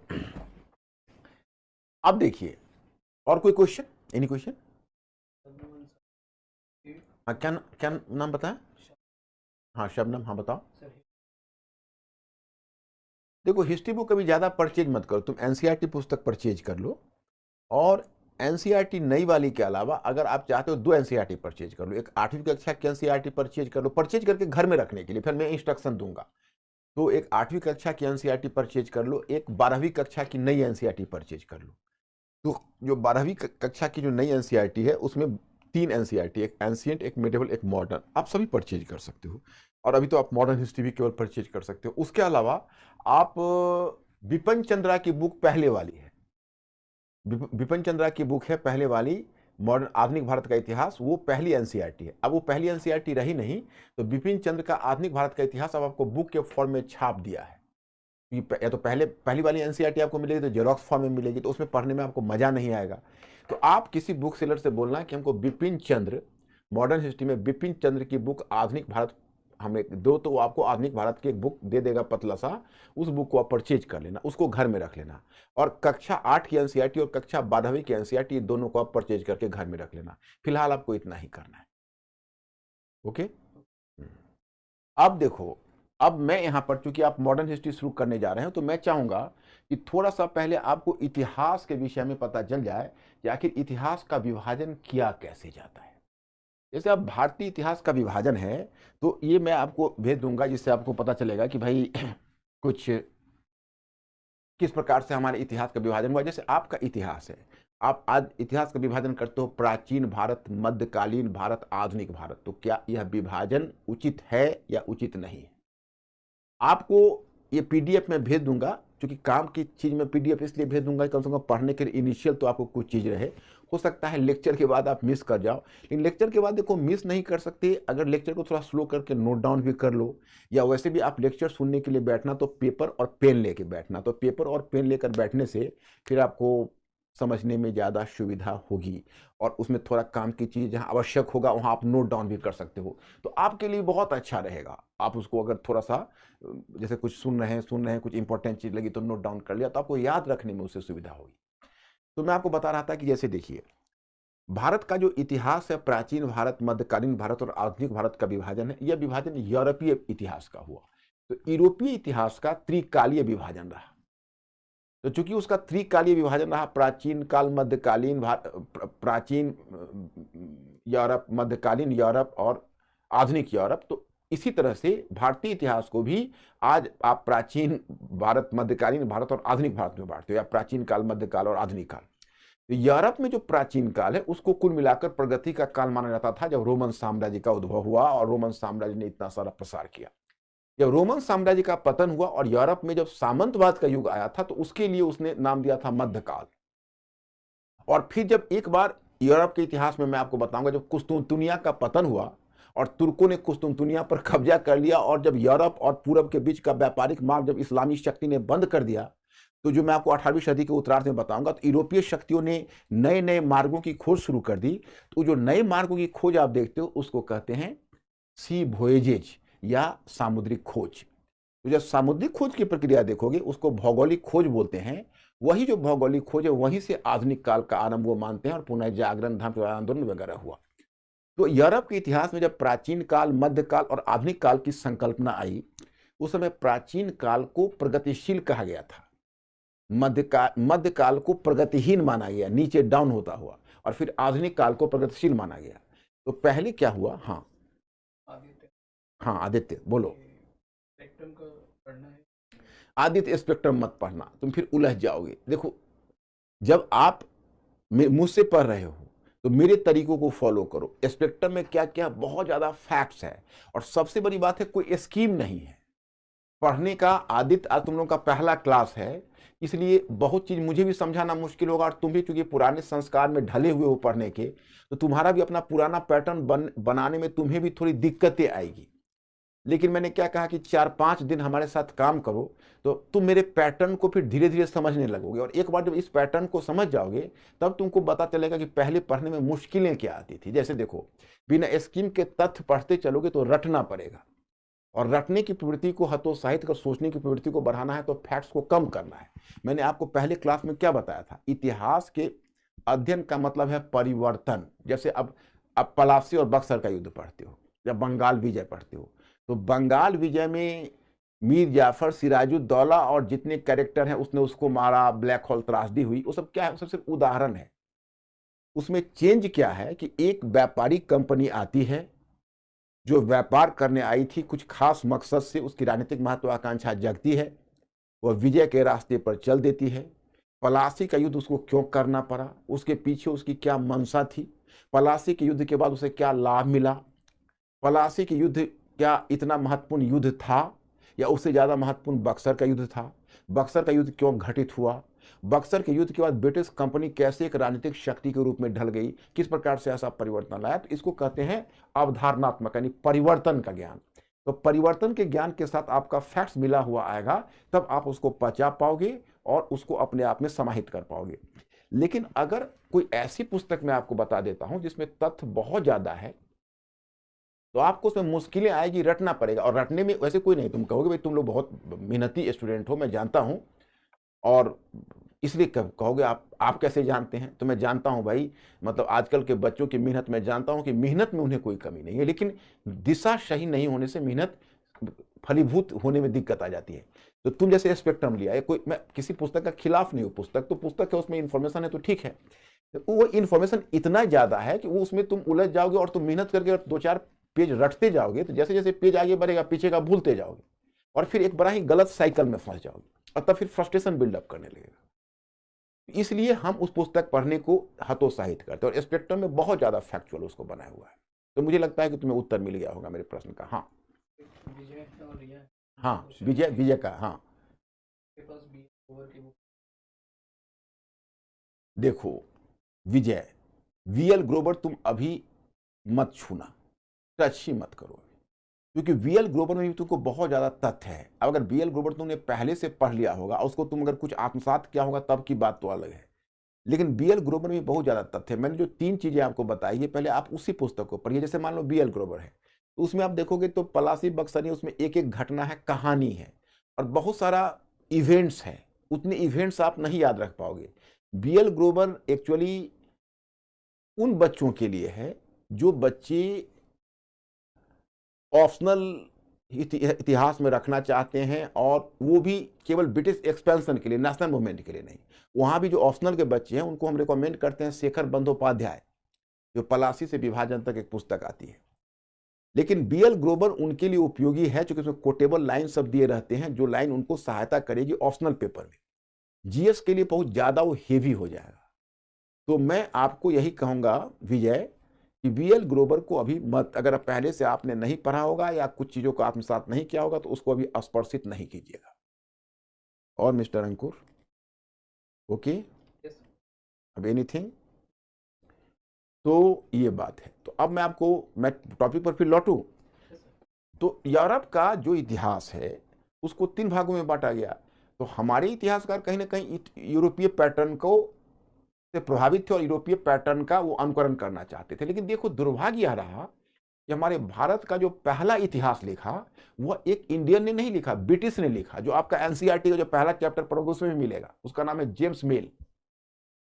जेम्स मिल ने भारत का पहला इतिहास लिखा और फिर उन्होंने भारत के इतिहास को विभाजित करके उसका नाम दिया हिंदू काल, मुस्लिम काल और ब्रिटिश काल। तो जो हिंदू काल नाम दिया, हिंदू काल उन्होंने कहा, तो प्राचीन भारत के इतिहास को हिंदू काल कहा। और प्राचीन भारत से लेकर जब मोहम्मद गोरी की विजय तक आते हो, जब तुर्की राज्य की स्थापना हुई, तो तुर्की राज्य की स्थापना को उसने मुस्लिम काल कहा। और जो 1757 में जो पलासी का युद्ध हुआ, तो पलासी के युद्ध को उसने ब्रिटिश काल कहा। तो हिंदू काल, मुस्लिम काल और ब्रिटिश काल, ये 3 नामों का उसने प्रयोग किया। ओके, तो आपको मैं बताता हूं कि भाई इस पर आगे चलकर आपत्तियां उठी कि भाई आपने गलत नामकरण किया, हिंदू काल, मुस्लिम काल और ब्रिटिश काल नहीं कहना चाहिए। तो आपके मन में सवाल होगा भाई बुराई क्या है। तुम अपने एनसीईआरटी में देखना, तुम्हारे एनसीईआरटी में अच्छे ढंग से दिया हुआ है। इसलिए विजय, चाहे जितने लोग ग्रोवर वगैरह, पहले तुम एनसीईआरटी 8वीं कक्षा का जो आपको ये जाएगा, इनको आप भेज देना वहां मिस्टर अंकुर, ये पीपीटी का भेज देना और ये बच्चों तक पहुंच जाना चाहिए। तो उसमें एनसीईआरटी का जो टॉपिक्स है, वो टॉपिक्स को मैंने 1-2 करके दिया हुआ है, और उस टॉपिक में क्वेश्चन बना के दिया हुआ है कि मतलब उसमें इश्यू बना के दिया, उस इश्यू के आधार पर तुम एनसीईआरटी पढ़ोगे तो पता चलेगा। देखो, प्राचीन भारत के लोग वो अपने आप को हिंदू नहीं कहते थे, हिंदू पहचान ही बाद में आई। हिंदू शब्द का प्रयोग पहले पार्थियंस ने, ईरानियों ने और अरब वालों ने सिंधु प्रदेश के पूरब में बसने वाले लोगों को उसने सिंधु कहा और सिंधु से हिंदू शब्द निकला। तो हिंदू, उन्होंने पहले जो हिंदू शब्द आया वो भौगोलिक क्षेत्र का व्यंजक था, और 8वीं सदी में अरब वालों ने जब इनको हिंदू कहा तब तक हिंदू शब्द का प्रयोग नहीं होता था। तो मुद्दा यह उठा कि अब अरब वालों ने जब हिंदू कहा है, उससे पहले जब हिंदू शब्द, जब भारतीय अपने आप को हिंदू नहीं कहते हैं तो हिंदू काल क्यों कह रहे हो? और अगर हिंदू काल का मतलब आप लगाते हो ब्राह्मणों, मतलब ब्राह्मणवादी संस्कृति से या ब्राह्मणवादी धर्म से, तो उसमें बौद्ध पंथ भी है, जैन पंथ में विविध प्रकार के धर्म है, किसी एक धर्म की परिधि में हम इसको बांध नहीं सकते, तो फिर इसको हिंदू तुम क्यों कह रहे हो? ये मुद्दा उठा। फिर बात दूसरी उठी, मुस्लिम काल। तो मुस्लिम काल में मोहम्मद गोरी के आक्रमण को आपने मुस्लिम काल कहा। अब इसलिए इस बात पर आपत्ति की जाती है। मैं स्टूडेंट जरा सोचो, अगर आप लोगों ने मध्यकालीन भारत के इतिहास की थोड़ी अगर आपको समझ होगी, जो हो सकती है, तो आप देखोगे मोहम्मद गोरी ने जिस समय हिंदुस्तान को जीता था 1192 में और तुर्की राज्य की स्थापना की थी तराइन के दूसरे युद्ध के बाद, तो उसने दिल्ली और अजमेर का पर कब्जा किया था और 12वीं सदी के अंत तक ज्यादा से ज्यादा कन्नौज और गंगा यमुना के ऊपरी द्वार तक ही उसका नियंत्रण था। लेकिन बाकी तो भारतीय उपमहाद्वीप में हिंदू शासक ही शासन कर रहे थे। दक्षिण भारत में जिस समय तुर्की शासन उत्तर भारत में जिस समय तुर्की शासन स्थापित हुआ, उस समय दक्षिण भारत के लोगों को तो पता भी नहीं चला होगा कि भाई इस तरह से तुर्कों ने जीत लिया हिंदुस्तान के एक भाग को और तुर्क शासन कर रहे हैं। ये दक्षिण भारत के लोगों को पता भी नहीं चला होगा, जाहिर है। तो फिर मुस्लिम काल क्यों? दक्षिण भारत के लोग कहेंगे यार तुमको भले ही तुर्कों से तुम हार रहे थे, तुर्की आक्रमणकारी तुम्हें पराजित कर रहे थे, लेकिन हमारे जो चोल शासक हैं वो तो श्रीलंका को जीत रहे थे, दक्षिण पूर्व एशिया तक मार कर रहे थे, तो तुम्हारे लिए होगा वो मुस्लिम काल, हमारे लिए मुस्लिम काल कहां है? तो मुस्लिम काल शब्द का औचित्य नहीं। तीसरा उन्होंने कहा ब्रिटिश काल। ब्रिटिश काल कहा बैटल ऑफ पलासी 1757 में, जब पलासी का युद्ध हुआ तो उसके लिए उन्होंने कहा कि यहीं से ब्रिटिश काल की शुरुआत हुई। इस बात पर आपत्ति हुई कि पहली बात है कि जब आप धर्म के आधार पर डिवाइड कर रहे थे और धर्म के आधार पर आपने हिंदू काल कहा, मुस्लिम काल कहा, तो आप क्रिश्चियन काल कहते, तो उनको हिंदू काल कहा, इनको मुस्लिम काल कहा, इनको क्रिश्चियन काल कहने के बजाय आप कहते हो, आप क्रिश्चियन काल नहीं कहते हो, आप कहते हो ब्रिटिश काल। खैर चलो 1 मिनट के लिए भी, लेकिन हम ब्रिटिश काल को क्यों आधार माने? मान लीजिए मध्यकाल में तो चलो हिंदू मुस्लिम शासक छोटे रूल में, छोटी क्षेत्र में रूल कर रहे हैं और हिंदू शासक चारों तरफ फैले हुए हैं, बहुसंख्यक प्रजा हिंदू है, इसलिए मुस्लिम काल शब्द उचित नहीं है। पर आपने जो ब्रिटिश काल नाम दिया, तो आप जो ब्रिटिश लोग हैं वो तो बाह्य एक्सप्लॉइटर्स हैं, वो तो बाहर के शोषक थे। आप बाहर से आकर लूट कर शोषण करते रहे। लेकिन यहां जो हिंदुस्तान है, वो हिंदुस्तान में तो पहले से जो इस्टेब्लिश्ड पैटर्न है वही इस्टेब्लिश्ड पैटर्न चला आ रहा है। तो आपने तो कभी अपने आप का देशीकरण किया ही नहीं, आप तो हमेशा एक बाहर शोषक बने रहे। तो ब्रिटिश काल शब्द भी उचित नहीं है, तो ये अनुचित हुआ। पहले इसका खंडन किसने किया my student, do you understand? इसका पहला खंडन किया राष्ट्रवादी लेखकों ने। उन्होंने नाम बदल दिया, कहा नहीं हिंदू मुस्लिम और ब्रिटिश काल नहीं, इसका नाम होना चाहिए प्राचीन काल, मध्यकाल और आधुनिक काल। उन्होंने जो यह बात कही, जानते हो यह पैटर्न उन्होंने कहां से लिया? फिर वही यूरोपीय इतिहास से लिया। यूरोपीय इतिहास में प्राचीन काल, मध्यकाल, ancient, medieval and modern age है, उसी तरह उन्होंने बांटा। लेकिन जानते हो कि नाम बदला, विभाजन का आधार तो वही रखा। मध्यकाल का आरंभ इन्होंने भी मोहम्मद गोरी के आक्रमण और तुर्की शासन की स्थापना से माना। एक तो जेम्स मिल ने एक बड़ा बुरा काम कर दिया, हमारे इतिहास का सांप्रदायिकरण कर दिया, हिंदू और मुस्लिम के बीच एक तरह से दरार पैदा करने की कोशिश की कि देखो भाई ये जो 12वीं सदी से पहले का जो काल है वो हिंदुओं का काल रहा है, और 12वीं सदी के बाद बाहर से मुसलमान आ गए, जीत लिया हिंदुस्तान को और अपना काल मुस्लिम काल स्थापित कर लिया। वो इस बात को क्यों नहीं समझ पा रहे हैं कि इन 600 वर्षों में, यानी 12वीं से 18वीं सदी तक हिंदू और मुसलमान दोनों साथ साथ रहते हुए समन्वित संस्कृति का विकास किया। और इस तरह तो बहुत सारे देश में बाहरी लोग गए, वहाँ के देशी बन गए। ब्रिटिश लोग अमेरिका गए और फिर वो उनका अमेरिकीकरण हो गया, और वही ब्रिटिश लोगों ने अमेरिका के अगेंस्ट में एक क्रांति करके फिर संयुक्त राज्य अमेरिका को एक स्वतंत्र राष्ट्र बनाया। तो ऐसा तो ट्रांसफर पोस्टिंग पूरे वर्ल्ड में हुई है, तो आप उनको क्यों ये बात बार बार इंडियन की मेमोरी में भर रहे हो कि देखो ये हिंदुओं का आपका ग्लोरियस जो आपका गौरवपूर्ण समय था वो 12वीं सदी था, और फिर 12वीं सदी के बाद यहाँ पर जब मुसलमान आ गए तो उनका युग शुरू हो गया। इस बात पर आपत्ति की जानी चाहिए। लेकिन हमारे राष्ट्रवादी लेखकों ने नाम तो बदल दिया, लेकिन विभाजन का आधार वही रखा, वही मोहम्मद गोरी के शासन की स्थापना। और आधुनिक काल जिसको उन्होंने कहा है वह बैटल ऑफ पलासी से शुरू होता है। तो यहां पर भी देखो एक आपत्ति है। 1757 में मैं आप लोगों से पूछूं कि 1757 में जो ब्रिटिश ने विजय की हिंदुस्तान की, तो ये अच्छी घटना है या बुरी घटना है? जो ब्रिटिश शासन जो बंगाल में स्थापित हुआ उसको आप अच्छी घटना मानते हो या बुरी घटना मानते हो? माने आप लगातार सुनते सुनते बोर न हो जाओ, थोड़ा हम लोगों से कम्युनिकेट करो। हाँ, ऑप्शनल में हिस्ट्री लेना सही। अरे पूछने की बात है, नेकी और पूछ विक्की, हिस्ट्री से बढ़िया ऑप्शनल क्या है? इसको लेने में क्या आपत्ति होगी? बिल्कुल लीजिए।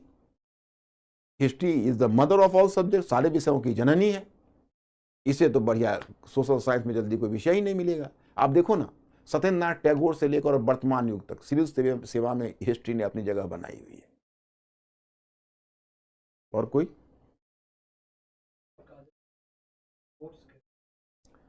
काजल नोट्स अभी तुम नहीं उतना इनलाइटेंड होगी। काजल तुम जैसे मैं जो अभी जैसे पढ़ा रहा हूं, तो मैं तुमको हिंट करता जाऊंगा कि नोट्स कैसे बनाओगे। जिस पैटर्न पर मैं पढ़ाऊंगा उसी पैटर्न पर आप नोट्स बनाओगे। क्योंकि पहले सभी लोग पहले हमको एक बात से श्योर करो कि हम जो एक चेंज पैटर्न बता रहे हैं कि तुम लोगों को ऐसा नहीं कि केवल पेज टू पेज तथ्यों का संचय करना होगा, बल्कि तथ्यों को एक दूसरे से जोड़ कर देखना पड़ेगा, जो मैंने पीछे आपको बताया है पिछले क्लास में। और वारेन हेस्टिंग्स, फिर वहां से कॉर्नवालिस, इस पैटर्न समझना बहुत ही आवश्यक है। तो अब फिर लौटता हूं, तो मैं आपको बता रहा था कि अब आधुनिक काल ये जो आधुनिक काल जैसे बैटल ऑफ पलासी, मेरा प्रश्न ये है इन लोगों से कि पलासी के युद्ध के बाद जो बंगाल में ब्रिटिश शासन की स्थापना हुई, उसको आप अच्छी घटना मान रहे हो भारत के लिए या बुरी घटना मान रहे हो? बुरी घटना। तो एक माय स्टूडेंट्स मैंने बुरी घटना लिख रहे हैं ना, तो अब सवाल ये उठता है कि जब हम इसको बुरी घटना मान रहे हैं my students, is it justified to say that the modern age started from with the battle of Plassey? तो क्या ऐसा मानना उचित है कि पलासी के युद्ध के साथ आधुनिक युग का आरंभ हुआ? क्योंकि आधुनिक युग को तो तुम प्रगतिगत द्योतक मानते हो, तो ये समस्या आती है। तो खैर चलिए, इन्होंने बस वही जेम्स मिल के विभाजन को ही आधार बनाया, केवल नाम बदल दिया। अब आए मार्क्सवादी लेखक। अब ये बहुत डिटेल्स में मत पूछना कि मार्क्सवादी इतिहास लेखन क्या है, क्योंकि ये तुम लोगों का इंटरेस्ट का विषय नहीं है, ये है ऑप्शनल वालों का। लेकिन तुम लोगों को थोड़ी सी मैं इसलिए झलक देता हूं कि मुझे उनका रेफरेंस देना आवश्यक है। क्योंकि ये जो इस इतिहासकार हैं, इससे पहले जो इतिहासकार होते थे, जैसे राष्ट्रवादी होते थे या ब्रिटिश लेखक होते थे, तो वो हमेशा राजवंश के इतिहास पर बल देते थे कि जब राजा बदलता है, एक राजवंश से दूसरा राजवंश आता है, युद्ध होता है, घटनाएं होती है, उसको परिवर्तन का कारक मानते थे। वो मानते थे कि इतिहास में बड़े बड़े परिवर्तन होते हैं, जब एक राजवंश आता है, दूसरे राजवंश को हराता है, एक युद्ध होता है, फिर एक राजवंश जाता है, दूसरा राजवंश स्थापित होता है, तो उसको इतिहास में हम मानते हैं कि वो परिवर्तन का द्योतक है। मार्क्सवादी विद्वानों ने उसको उलट दिया, कहा कि ऐसा नहीं होता है, अर्थव्यवस्था में परिवर्तन होता है, और अर्थव्यवस्था में परिवर्तन समाज में परिवर्तन को दिखाता है। तो अर्थव्यवस्था और समाज में जो परिवर्तन होता है, वही परिवर्तन राजनीतिक परिवर्तन का रास्ता तैयार करता है। तो उनका यह कहना था कि देखो भाई, तुम मोहम्मद गोरी की विजय और तुर्की शासन की स्थापना से मध्यकाल का आरंभ मानोगे तो गलत हो जाएगा, क्योंकि मोहम्मद गोरी जीता और पृथ्वीराज चौहान हार गया या तुर्की राज्य की स्थापना हुई, उसकी मूल कारण को पकड़ो। उसका मूल कारण है कि 7वीं सदी के बाद जो भारत में सामंतवाद का उद्भव हुआ, तो सामंतवाद, आपके मन में सवाल होगा सामंतवाद क्या होता है? तो सामंतवाद में क्या है, जैसे राजा है और ये प्रजा है, तो पहले राजा पावरफुल होता था, शक्तिशाली होता था, और अपनी नौकरशाही मतलब अधिकारी के माध्यम से नीचे टैक्स वसूलता था और अपनी प्रजा पर कंट्रोल रखता था। आगे चलकर क्या हुआ, भूमि अनुदान के कारण बीच में सरदार लोग आ गए, मध्यस्थ और बिचौलिए आ गए, वही प्रजा से टैक्स वसूलने लगे। और राजा को ऊपर कम टैक्स देते थे और ज्यादा खुद डकार लेते थे। तो वो खुद पावरफुल बन गए, अपने किले बना लिए, अपनी सेना रख ली। तो राजा और प्रजा के बीच बहुत सारे ऐसे छोटे छोटे शासक हो गए जिनके पास अपनी शक्ति थी, और राजा और प्रजा के बीच का जो पहले डायरेक्ट संबंध था वो टूट गया, और राजा की आमदनी कम हो गई, और उसी समय व्यापार को भी धक्का लगा, मुद्राओं की भी कमी पड़ गई। तो इसको भारतीय सामंतवाद का नाम दिया जाता है। तो उनका कहना था कि सामंतवाद आया जिस कारण से केंद्रीय सत्ता कमजोर हुई, और जब केंद्रीय सत्ता कमजोर होगी तो मोहम्मद गोरी या तुर्की शासकों को भारत में विजय करने का अवसर मिला। अगर केंद्रीय सत्ता कमजोर नहीं होती तो मोहम्मद गोरी हरगिज नहीं जीतता, और फिर यहाँ पर तुर्की राज्य की स्थापना नहीं होती। तो हमें इतिहास में परिवर्तन का कारण मोहम्मद गोरी से नहीं मानना है, बल्कि हमें इतिहास में परिवर्तन का कारण सामंतवाद के उद्भव से मानना है। तो जानते हो, उन्होंने एक नया चैप्टर जोड़ दिया, पूर्व मध्यकाल, और पूर्व मध्यकाल आपके पाठ्यक्रम में है 750 ईस्वी से 1200 ईस्वी के बीच। मैं स्टूडेंट्स, क्या मैं आपको समझा पाया ये चीज? 750 से 1200 ईस्वी पूर्व मध्यकाल, और तब अब 4 विभाजन हो गया, प्राचीन काल, पूर्व मध्यकाल, उत्तर मध्यकाल। उत्तर मध्यकाल में सल्तनत काल आ गया जिसको तुर्की शासन की स्थापना कहते हो। तो इतना हो गया। अब क्या हुआ कि 1980 और 1990 के दशक में, अब आपके मन में जिज्ञासा होगी भाई मैं दशक कहता हूं तो दशक का मतलब क्या है? तो ध्यान रखना, अगर मैं 1980 का दशक बोलूं तो इसका मतलब आप लोग लगाना 1981 से लेकर 1990 तक का काल। 1981 से 1990 तक का काल जो मैं बोलूं तो आप समझ लेना 1980 का दशक। अगर मैं 1990 का दशक बोलूं तो आप समझ लेना 1991 से लेकर 2000 ईस्वी तक का जो काल है उसको हम 1990 का दशक कहते हैं। 1980 का दशक है, 1990 का दशक है। तो ये इन दशकों में आकर फिर एक नए नए इतिहासकार आए, उन्होंने एक प्रश्न चिन्ह लगाया। उन्होंने कहा कि देखिए भाई, ब्रिटिश लोग बोलते हैं या फिर हमारे राष्ट्रवादी इतिहासकार पलासी के युद्ध के साथ आधुनिक युग का आरंभ मानते हैं। उन्होंने एक दूसरा तर्क दिया, उन्होंने कहा कि देखिए ऐसा है, मुगल काल के लेटर फेज में जब उसी समय यूरोपीय कंपनियां आई, भारत में इतना व्यापार बढ़ गया यूरोपीय कंपनियों के आने से, और यूरोपीय कंपनियां जो भारत से वस्तुएं खरीद के ले जाती थी, इस कारण से व्यापारिक क्रांति हो गई। ब्रिटिश और डच कंपनी ने व्यापारिक क्रांति ला दी 17वीं सदी में। और फिर इतनी बड़ी मात्रा में जो अमेरिका से सोने और चांदी आ रही थी, वह सोने और चांदी जब हिंदुस्तान में इतनी बड़ी मात्रा में सोने चांदी आ रही थी, और जब यूरोपीय कंपनियां थी, पोर्चुगीज कंपनी थी, ब्रिटिश कंपनी थी, डच कंपनी थी, फ्रेंच कंपनी थी, ये सब नई नई फसलें भी लेकर आई। जैसे अमेरिका से मक्का की खेती आई, आलू की खेती आई, तंबाकू की खेती आई, लाल मिर्च की खेती आई। तो ये सब जो चीजें आई, और इन सब चीजें यहाँ पर जब उत्पादन बढ़ गया इन चीजों का, तो उनका यह काजू का प्रोडक्शन शुरू हुआ, अल्फोंसो आम का प्रोडक्शन शुरू हुआ। तो कृषि आमदनी बढ़ी, कृषि को प्रोत्साहन मिला, और उधर सोने और चांदी बड़ी मात्रा में भारत में आ रही थी। उनका कहना है कि भारत में आर्थिक समृद्धि आ रही थी, नए नए समृद्ध क्षेत्रों का विकास हो रहा था, भारत स्वयं से अपनी समृद्धि की तरफ बढ़ रहा था, और संभव था कि ब्रिटिश अगर हस्तक्षेप नहीं करते तो भारत की जो अर्थव्यवस्था है वह पूंजीवाद की तरफ बढ़ जाती, बल्कि ब्रिटिश ने हस्तक्षेप करके हमारी अर्थव्यवस्था की दिशा को बदल दी। तो हम क्यों पलासी के युद्ध के लिए बोलते हैं? हम ऐसा कहें कि जिसको मुगल काल है उसको एक नया नाम दे, उसका नया नाम होगा पूर्व आधुनिक काल। तो मुगल काल को उन्होंने पूर्व आधुनिक काल का नाम। ओके मैं स्टूडेंट्स, ओके। तो अब देखिए कितने काल हो गए। तो एक पूर्व मध्य काल हुआ, फिर पलासी के युद्ध के बाद उत्तर मध्य काल, सॉरी पूर्व आधुनिक काल हुआ, फिर पलासी के युद्ध के बाद उत्तर आधुनिक काल हुआ। तो अब देखिए अब हम लोगों का इतिहास कितने पैटर्न में बट गया। देखिए आज की तारीख में हम कहते हैं इतने काल भारतीय इतिहास में बांट कर देखते हैं, प्राचीन काल, पूर्व मध्यकाल, मध्यकाल, पूर्व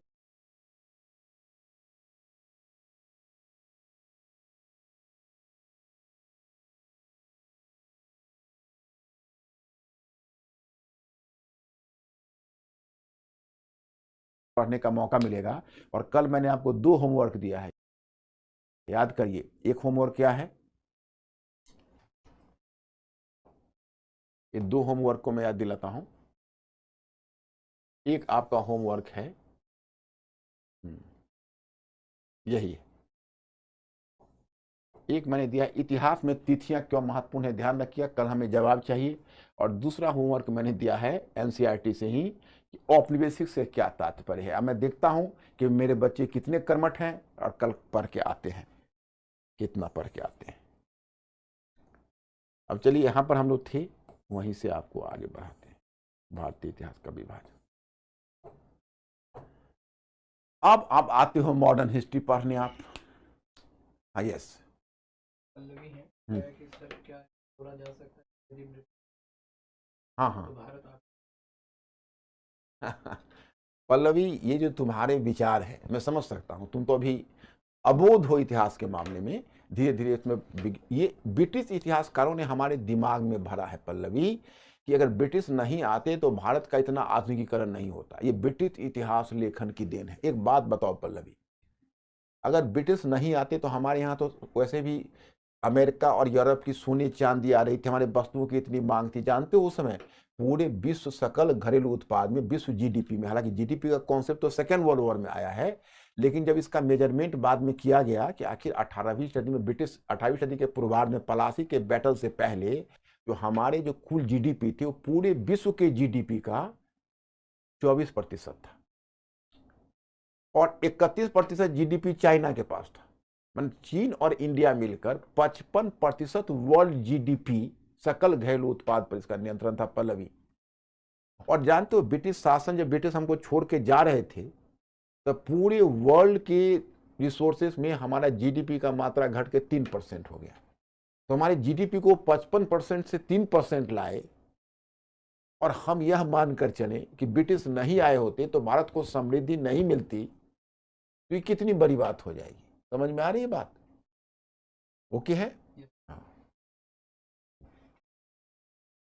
तो अब हम इस मुद्दे पर आते हैं कि आखिर, जस्ट 1 मिनट,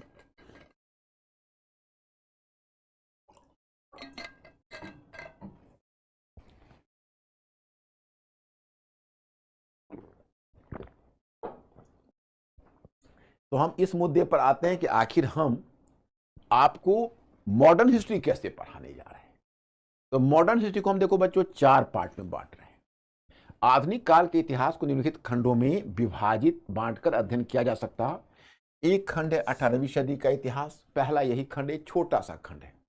दूसरा खंड है उपनिवेशवाद, तीसरा खंड है राष्ट्रवाद और चौथा खंड है स्वतंत्रोत्तर भारत। अब जानते हो इतना इंटरेस्टिंग हो जाएगा, जैसे पहले आप पढ़ते थे तो पहले आप पेज उलटते, जैसे आप पढ़ते कर्नाटक युद्ध, एक पेज पढ़ लेते, 2 पेज, फिर पढ़ते पलासी का युद्ध, फिर पढ़ते बक्सर का युद्ध, फिर बंगाल की दीवानी, फिर आगे आते तो वारन हेस्टिंग्स, कॉर्नवालिस, अस्थाई बंदोबस्त, रैयतवारी, महालवारी, फिर वहां से चले आते लॉर्ड हेस्टिंग्स, मराठों का दमन, तृतीय आंग्ल मराठा युद्ध, उन्हें पहले वेलेस्ली आते, फिर आप आते लॉर्ड हेस्टिंग्स, फिर आप वहां से आगे बढ़ते तो विलियम बेंटिंक के सुधार, वहां से बढ़ते हुए 1857 का विद्रोह, ऐसे पढ़ते जाते। तो जानते हो ऐसी पढ़ाई में क्या होती है, आपको लगता है कि मैं ग्लोबल पढ़ लूँ, ये पढ़ लूँ, ये पढ़ लूँ, क्या है उस चैप्टर से जैसे जैसे चैप्टर आगे बढ़ता जाता तुमको कनेक्टिविटी नहीं मिलती। जैसे एक उदाहरण मैं बताता हूँ और क्वेश्चन जब वो पूछते हैं तब तुमको ध्यान आता है कि अरे ये क्वेश्चन इतना इन्फ्लुएंशियल। जैसे मैं उदाहरण बताता हूँ, वो आपसे क्वेश्चन पूछेंगे कि रॉबर्ट क्लाइव ने जहां भारत की राजनीतिक विजय की वहीं विलियम बेंटिक ने भारत की सांस्कृतिक विजय की, इस कथन का परीक्षण कीजिए। आपसे क्वेश्चन पूछेंगे कि लॉर्ड डलहौजी आधुनिक भारत का निर्माता था, क्या आप इस कथन से सहमत हैं? तो मतलब ऐसे प्रश्नों को जब तक आपकी अंडरस्टैंडिंग नहीं बनेगी, तो मेरी पूरी कोशिश यह है कि पहले आपकी पूरी पढ़ाई को हम आपकी पूरी पढ़ाई को अंडरस्टैंडिंग के लेवल पर ले जाएं। ओके, हम आपकी पूरी पढ़ाई को अंडरस्टैंडिंग के लेवल पर ले जाएं। पहले हम आपको आप में एक अंडरस्टैंडिंग पैदा करें।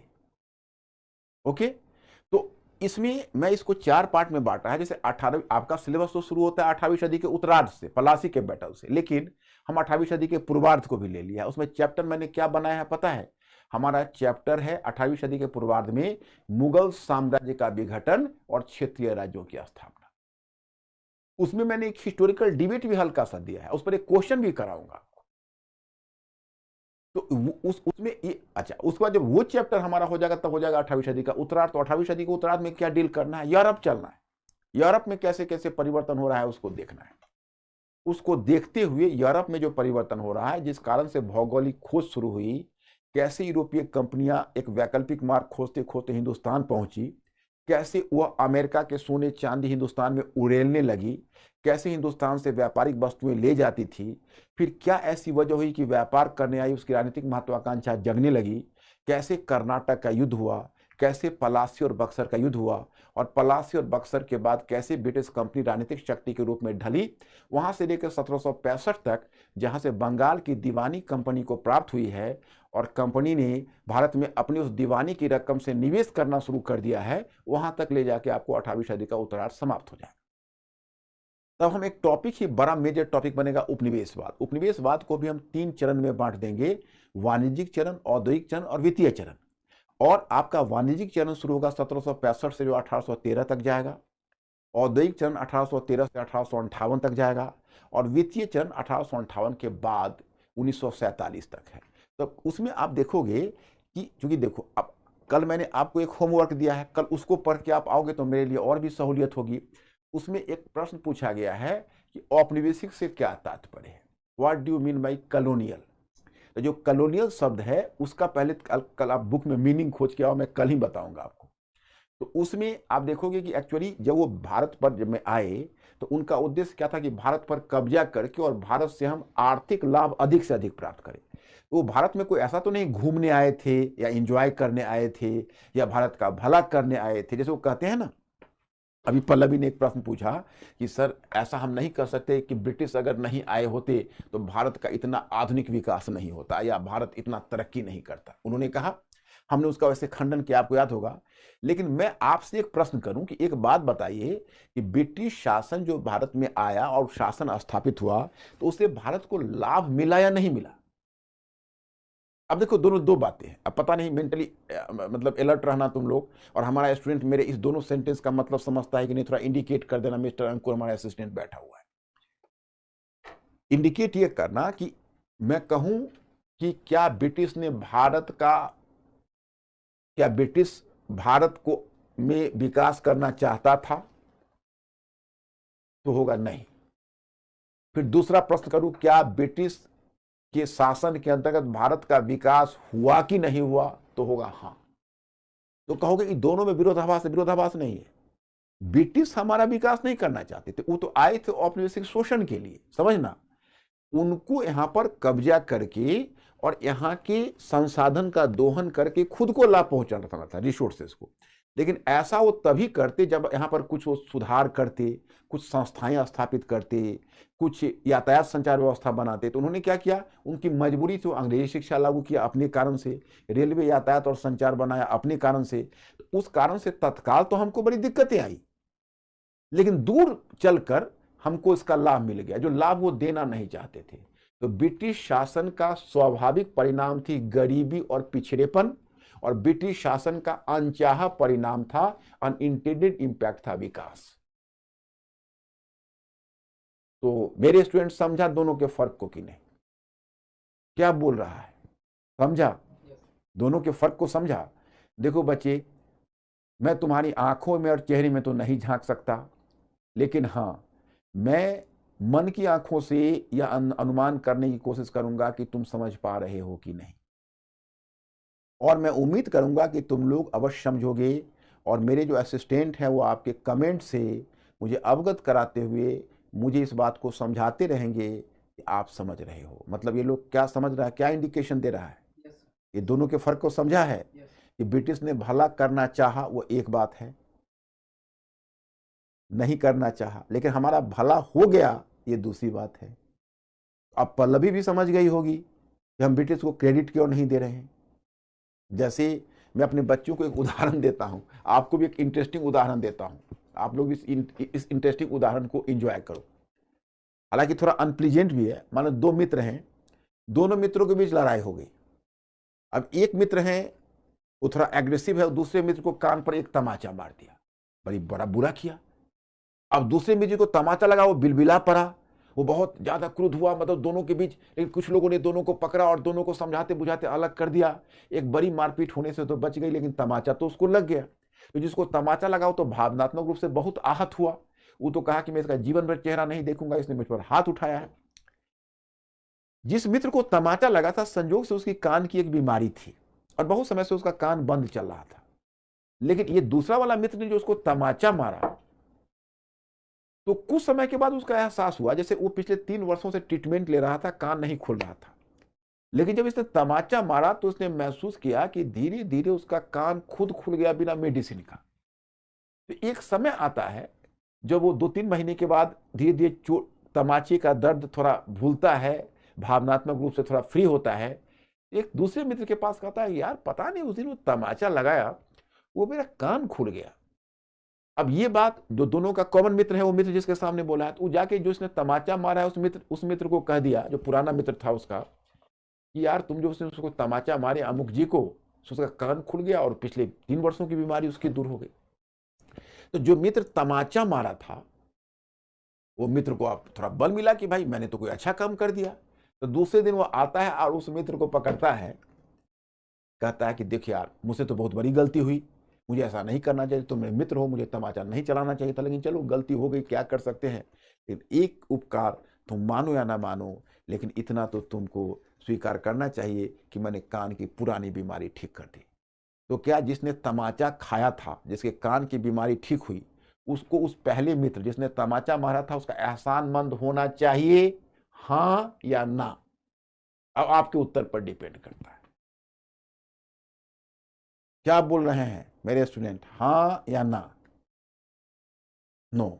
तो जब उस मित्र को उस पर ऑब्लाइज नहीं होना चाहिए, तो हम भी इसको ऑब्लाइज क्यों हम बच्चों? उसने तो वही तमाचा से हमारा कान खुल गया, उसने तो हमारा कान खोलना नहीं चाहा था, उसने तो दुश्मनी से तमाचा मारी थी हमें। Do you understand my point or not? तू तो अपने लाभ के लिए आया था, वो अपना शोषण कर रहा था। तो पूरी उपनिवेशवाद में हम वाणिज्यिक चरण में ब्रिटिश का हित भारत में क्या था और उसने उसके दरमियान किस प्रकार की नीति अपनाई, वो हम आपको बताएंगे। फिर जब तुम औद्योगिक चरण में आओगे तो उसमें ब्रिटिश नीति भारत में शोषण का स्वरूप बदल जाएगा और ब्रिटिश का जिस समय औपनिवेशिक हित बदलेगा उसकी नीतियां बदल जाएगी, क्योंकि जो राजनीतिक नीति है, प्रशासनिक नीति है, सामाजिक नीति है और सांस्कृतिक नीति है, वह स्वतंत्र नहीं है, वो औपनिवेशिक हित के लिए लाई गई है। ब्रिटिश अगर मुस्कुराए भी भारत में तो मुस्कुराहट के पीछे कोई ना कोई औपनिवेशिक उद्देश्य है। तो उनका जो उद्देश्य है, तो इसलिए आप यह भी जान लें कि वह स्वेच्छा से ऐसा नहीं कर रहे हैं, बल्कि नीतियां ऐसी हैं कि वो नीतियां उनके औपनिवेशिक हित के लिए लाई जा रही है। इसलिए पूरी नीतियां को समझना है तो उनके हित को समझिए, औपनिवेशिक हित को। फिर जब वित्तीय चरण में आओगे तो फिर उनका औपनिवेशिक हित बदल जाएगा, उनकी नीतियां बदल जाएगी। इस तरह से करके हम आपको उपनिवेशवाद के माध्यम से सारे परिवर्तन बताएंगे। वैसा पुस्तक में आपको नहीं मिलेगा, पुस्तक में इस तरह से डिवाइडेड नहीं मिलेगा आपको, वो मेरे ही पैटर्न से मिलेगा। इसलिए मेरा वाला मैं आपको पीडीएफ भेजता रहूंगा और उसी पैटर्न पर तुम नोट्स बना लेना। और उसके आगे जब तुम जाओगे तो आता है राष्ट्रवाद। जो थर्ड राष्ट्रवाद है, वह राष्ट्रवाद एक बड़ा सा टॉपिक है। तो वो शुरू होगा आपको जनजाति और किसान आंदोलन से 1857 का विद्रोह, 19वीं सदी का समाज एवं धर्म आंदोलन, फिर भारतीय राष्ट्रीय कांग्रेस की स्थापना पर चले आओगे। वहां से लेकर 1947 तक, भारत की आजादी तक, वहां पर मैं राष्ट्रवाद की प्रगति कैसे हुई, संप्रदायवाद की प्रगति कैसे हुई, कैसे दोनों समानांतर एक दूसरे के समानांतर पलते और बढ़ते रहे, और कैसे 1947 में भारत को आजादी भी मिली और भारत का विभाजन भी हुआ। इन दोनों को वहां पर हम डील कर लेंगे। उसके बाद तब आपका आएगा स्वतंत्रोत्तर भारत, जिसमें कैसे भारत में राष्ट्र निर्माण की प्रक्रिया हुई 1947 के बाद, कैसे उस समय देशी रियासतों का विलय हुआ, कैसे नए संविधान का गठन हुआ और भारत का पहला चुनाव हुआ, हम लोग कैसे प्रजातांत्रिकरण की तरफ बढ़े, कैसे दुनिया में पहला तृतीय विश्व के देश थे जिन्होंने दुनिया की सबसे बड़ी डेमोक्रेसी बना ली, क्योंकि वन मैन वन वोट को अपना लिया। फिर कैसे तीसरा वाले में फिर किस प्रकार से हमारा राष्ट्र की विविधता में एकता का उदाहरण बना, क्योंकि हमारे यहाँ बहुत विविध भाषा भाषी, विविध नस्ल के लोग थे, विविध क्षेत्रवाद था। तो कैसे हमने उस विविधता में एकता का एक मॉडल दिया, कैसे हमने राजभाषा के और राष्ट्रभाषा की समस्या को दूर किया, कैसे हमने भाषा के आधार पर प्रांतों का गठन किया। वहाँ से लेते हुए सामाजिक न्याय पर चले आएंगे कि हमारे जो सामाजिक न्याय कैसे महिलाओं के लिए, दलित वर्ग के लिए, अल्पसंख्यक समूह के लिए और जनजातीय लोगों के लिए कैसे हमने स्वतंत्रता के बाद किस प्रकार से उनके सामाजिक न्याय के लिए काम किया। फिर उसके बाद फिर चले आएंगे कैसे हमारा आर्थिक पुनर्निर्माण हुआ, वहाँ से लेकर आर्थिक योजना तक, कृषि सुधार, औद्योगिकरण, और तब अंत में आएंगे कैसे हमने एक विदेश नीति के माध्यम से विश्व में अपनी पहचान बनाई, और भारत की विदेश नीति, और वहाँ पर जाके तब हमारा मॉडर्न हिस्ट्री समाप्त हो जाएगा। तो जहाँ से हमारा मॉडर्न हिस्ट्री समाप्त होगा, वहाँ से आपको इंडियन इकोनॉमी का रास्ता खुल जाएगा, वहाँ से आपको इंडिया एंड द वर्ल्ड का रास्ता खुल जाएगा, और वहाँ से आपको भारतीय संविधान के अध्ययन का रास्ता, भारतीय संविधान और पॉलिटी के अध्ययन का रास्ता खुल जाएगा। तो जहाँ वहाँ पर मैं आपको समाप्त करूँगा, वहीं से हम आगे आपको शुरू कर दें। तो माय स्टूडेंट्स, इसको आप समझ पा रहे हैं? दिस इज द पॉइंट है। तो ये मैंने आपको बताया कि ये हमारा पैटर्न है। अब पहला काम जो हम शुरू करेंगे वो देखिए, 18वीं सदी के इतिहास को दो भागों में बांटा। इसे हम दो भागों में बांट कर देखेंगे, एक 18वीं सदी के पूर्वार्ध और दूसरा 18वीं सदी का उत्तरार्ध। पहले इसको हम लोगों को करना है, ये पहला पार्ट हुआ आपका, और इसमें पहला सब पार्ट यही हुआ जिसको हमें करना है। अब इसको हमने कैसे किया है, इस काल के अध्ययन में हमारा बल निम्नलिखित पहलुओं पर होगा: मुगल साम्राज्य का पतन तथा क्षेत्रीय राज्यों की स्थापना, मराठी मुगल साम्राज्य को स्थापित नहीं विस्थापित, मराठी मुगल साम्राज्य को, Ankur after making a correction then you have to send, page number 30, Marathi Mughal साम्राज्य को विस्थापित करने में क्यों विफल रहे। और तीसरा, 18वीं सदी के पूर्वार्ध के काल को पतन अथवा अवनति का काल माना जाए अथवा प्रगति या नई संभावनाओं का काल। ये तीन चीज को हम लोग डील करेंगे। अब इंडिया का मैप, तो अपनी कॉपी पर मैप बनाओगे, नोट साथ साथ कल से बनाना शुरू करना आप लोग, साथ साथ आप इसी चीज को अपने कॉपी पर। तो पहले आप इंडिया का मैप बनाओगे, क्योंकि देखो 18वीं सदी के पूर्वार्ध में मुगल साम्राज्य का डेड बॉडी रखा हुआ है, और इसी डेड बॉडी पर छोटे छोटे राज्य स्थापित होंगे। थोड़ा सा पीछे की झलक लोगे तो एंशिएंट इंडिया, भारत में साम्राज्य का युग बहुत कम रहा और राज्य का युग बहुत कम रहा, बहुत राज्य का युग या क्षेत्रीय राज्यों का युग ज्यादा रहा है। अब देखो वैदिक काल, तो उस समय वैदिक आर्य प्रसार ही कर रहे थे। वैदिक काल से आप बुद्ध काल में आओगे तो 16 महाजनपद रहे, 16 जहां महाजनपद के बाद मगध साम्राज्य आया। मगध साम्राज्य के बाद मौर्यों के समय उसने एक अखिल भारतीय साम्राज्य मौर्यों ने बनाया। इन मौर्यों के बाद मौर्योत्तर काल में फिर बहुराज्य व्यवस्था कायम हो गई। हाँ, उसमें कुषाण और सातवाहनों ने बड़े साम्राज्य बनाए। उसके बाद गुप्त काल में आओगे तो गुप्तों ने फिर एक बार उत्तर भारत में साम्राज्य स्थापित करने का प्रयत्न किया, और किया भी। समुद्रगुप्त ने दक्षिण तक हमला किया। फिर गुप्तों के बाद हर्षवर्धन ने साम्राज्य बनाने का प्रयत्न किया, लेकिन गुप्तों के बाद फिर छोटे छोटे राजा आए, हर्षवर्धन ने साम्राज्य बनाने का प्रयत्न किया, पूरी तरह सफल नहीं रहा। फिर हर्षवर्धन के बाद फिर छोटे छोटे राज्य का युग आ गया। फिर पाल और प्रतिहार आए, उत्तर भारत उन्होंने साम्राज्य बनाया। दक्षिण भारत में राष्ट्रकूट और चोल आए, उन्होंने दक्षिण में दो साम्राज्य बनाए। अब उसके बाद फिर आप देखते हो कि जब पाल प्रतिहार टूटे तो छोटे छोटे राजपूत राज्य आ गए थे। फिर तुर्की शासक आए उत्तर भारत में, तो तुर्कों ने उत्तर भारत के छोटे छोटे क्षेत्र को जीतना शुरू किया। तो अलाउद्दीन खिलजी और मोहम्मद बिन तुगलक के समय एक बड़ा मोहम्मद बिन तुगलक ने एक अखिल भारतीय साम्राज्य बनाया, परंतु उसके जीवन काल में वो साम्राज्य टूट गया। उसके बाद जब मुगल आए तो बाबर ने तो विजय की, लेकिन बाबर के बाद अकबर ने साम्राज्य निर्माण शुरू किया, जो औरंगजेब के समय वो साम्राज्य अपने उत्कर्ष पर था, लेकिन उसी के काल में विघटन भी शुरू हो गया, और उसी मुगल साम्राज्य के कब्र पर, चूंकि मैं आपको अफसोस यह है कि मुझे मुगल साम्राज्य का डेड बॉडी दिखाना पड़ रहा है, तो आप लोगों के मन में जिज्ञासा होगी कि भाई ये आदमी पैदा कब हुआ था, जब मरा। तो आप जानते हो कि मुगल के बारे में थोड़ा बहुत सभी लोग जानते हो कि भाई, तो यहाँ पर मुगल साम्राज्य के पतन के कारण हमारे विचार का विषय नहीं है, वो हमारे सिलेबस से अलग है। वो जब मैं आपको एंशिएंट मिडल पढ़ाऊंगा तो उसमें हल्की चर्चा करूंगा, लेकिन यहाँ पर हम सिर्फ मुगल साम्राज्य के पतन के बाद जो क्षेत्रीय राज्य आए, इसको हम राजनीतिक विघटन का काल माने या नई संभावनाओं का काल माने, इसे हम पूर्व आधुनिक काल कहे या अंधकार का युग कहे, यही हमारे विचार का विषय है। इनके पतन के बाद मुगल साम्राज्य के विघटन के पश्चात 3 तरह के राज्य हुए, निम्नलिखित क्षेत्र में बांट कर देख सकते हैं। तो इसमें 3 तरह के राज्यों में हम लोग बांट के देखते हैं। एक हुआ उत्तराधिकारी राज्य, जैसे आप इसको ऐसे समझिए,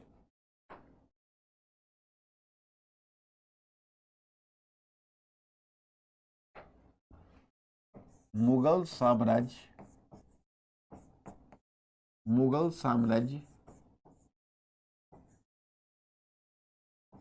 के विघटन के पश्चात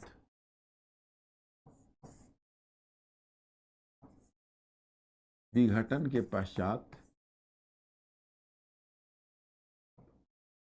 भारतीय राज्य।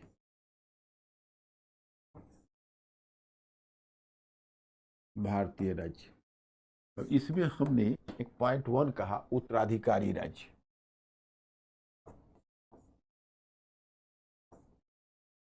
उत्तराधिकारी राज्य में देखो हमने चर्चा की है बंगाल, इसमें हमने चर्चा की है बंगाल, अवध और हैदराबाद के 3 राज्यों से परिचय कराऊंगा। दूसरा तरह का राज्य होगा विद्रोह के माध्यम से स्थापित राज्य। विद्रोह के माध्यम से, विद्रोह के माध्यम से स्थापित राज्य। इसमें हम अब देखोगे मराठा राज्य है, सिख राज्य है, मराठा राज्य, सिख राज्य, जाट राज्य, ये सब राज्य इस कोटि में है जिसको हम विद्रोही राज्य के रूप में लेते हैं। और तीसरा है मुगल साम्राज्य की परिधि से बाहर का राज्य।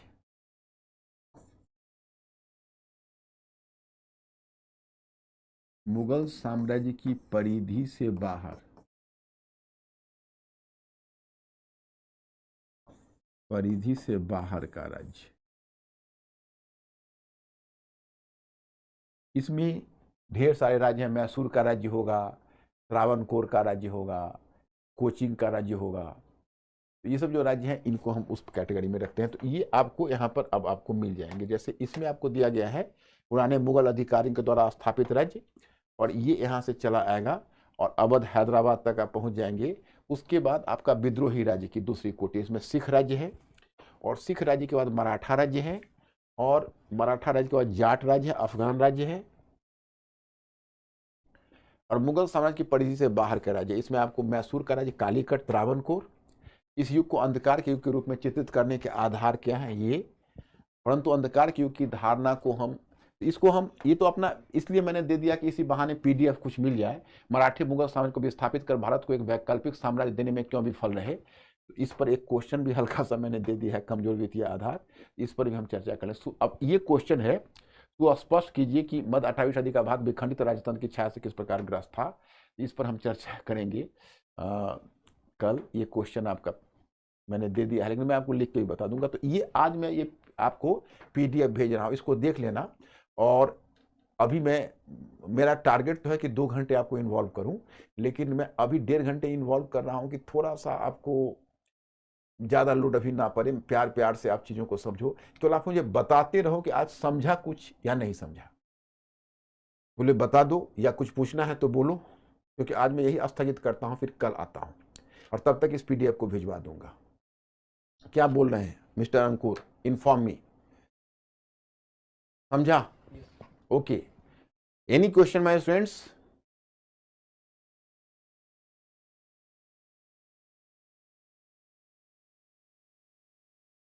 कुछ भी? ओके। अब उसके बाद मैं एक पैटर्न आपको समझाऊंगा। जो चीज डेली पढ़ना है, रात में 15-20 मिनट धीरे धीरे, जैसे लोग योगा करते हैं ना, बाबा रामदेव का योगा जानते होंगे, हम वो योगा की बात नहीं कर रहे, हम बौद्धिक योगा की बात कर रहे हैं। जो बौद्धिक जुगाली, यानी जो दिन भर में पढ़ा उसको लिंक किया आपस में, अच्छा ये था, इसको कैसे ये चेंज हुआ, ये चेंज कैसे हुआ। तो whenever you are going to link each other, that is called intellectual fermentation. इसको बौद्धिक जुगाली का नाम दिया जाता है। क्या बोल रहे बच्चे? तो अब मैं चलता हूं आज के लिए। अब अंकुर तो फिर डिस्कनेक्ट किया जाए। Okay okay my students, thank you very much.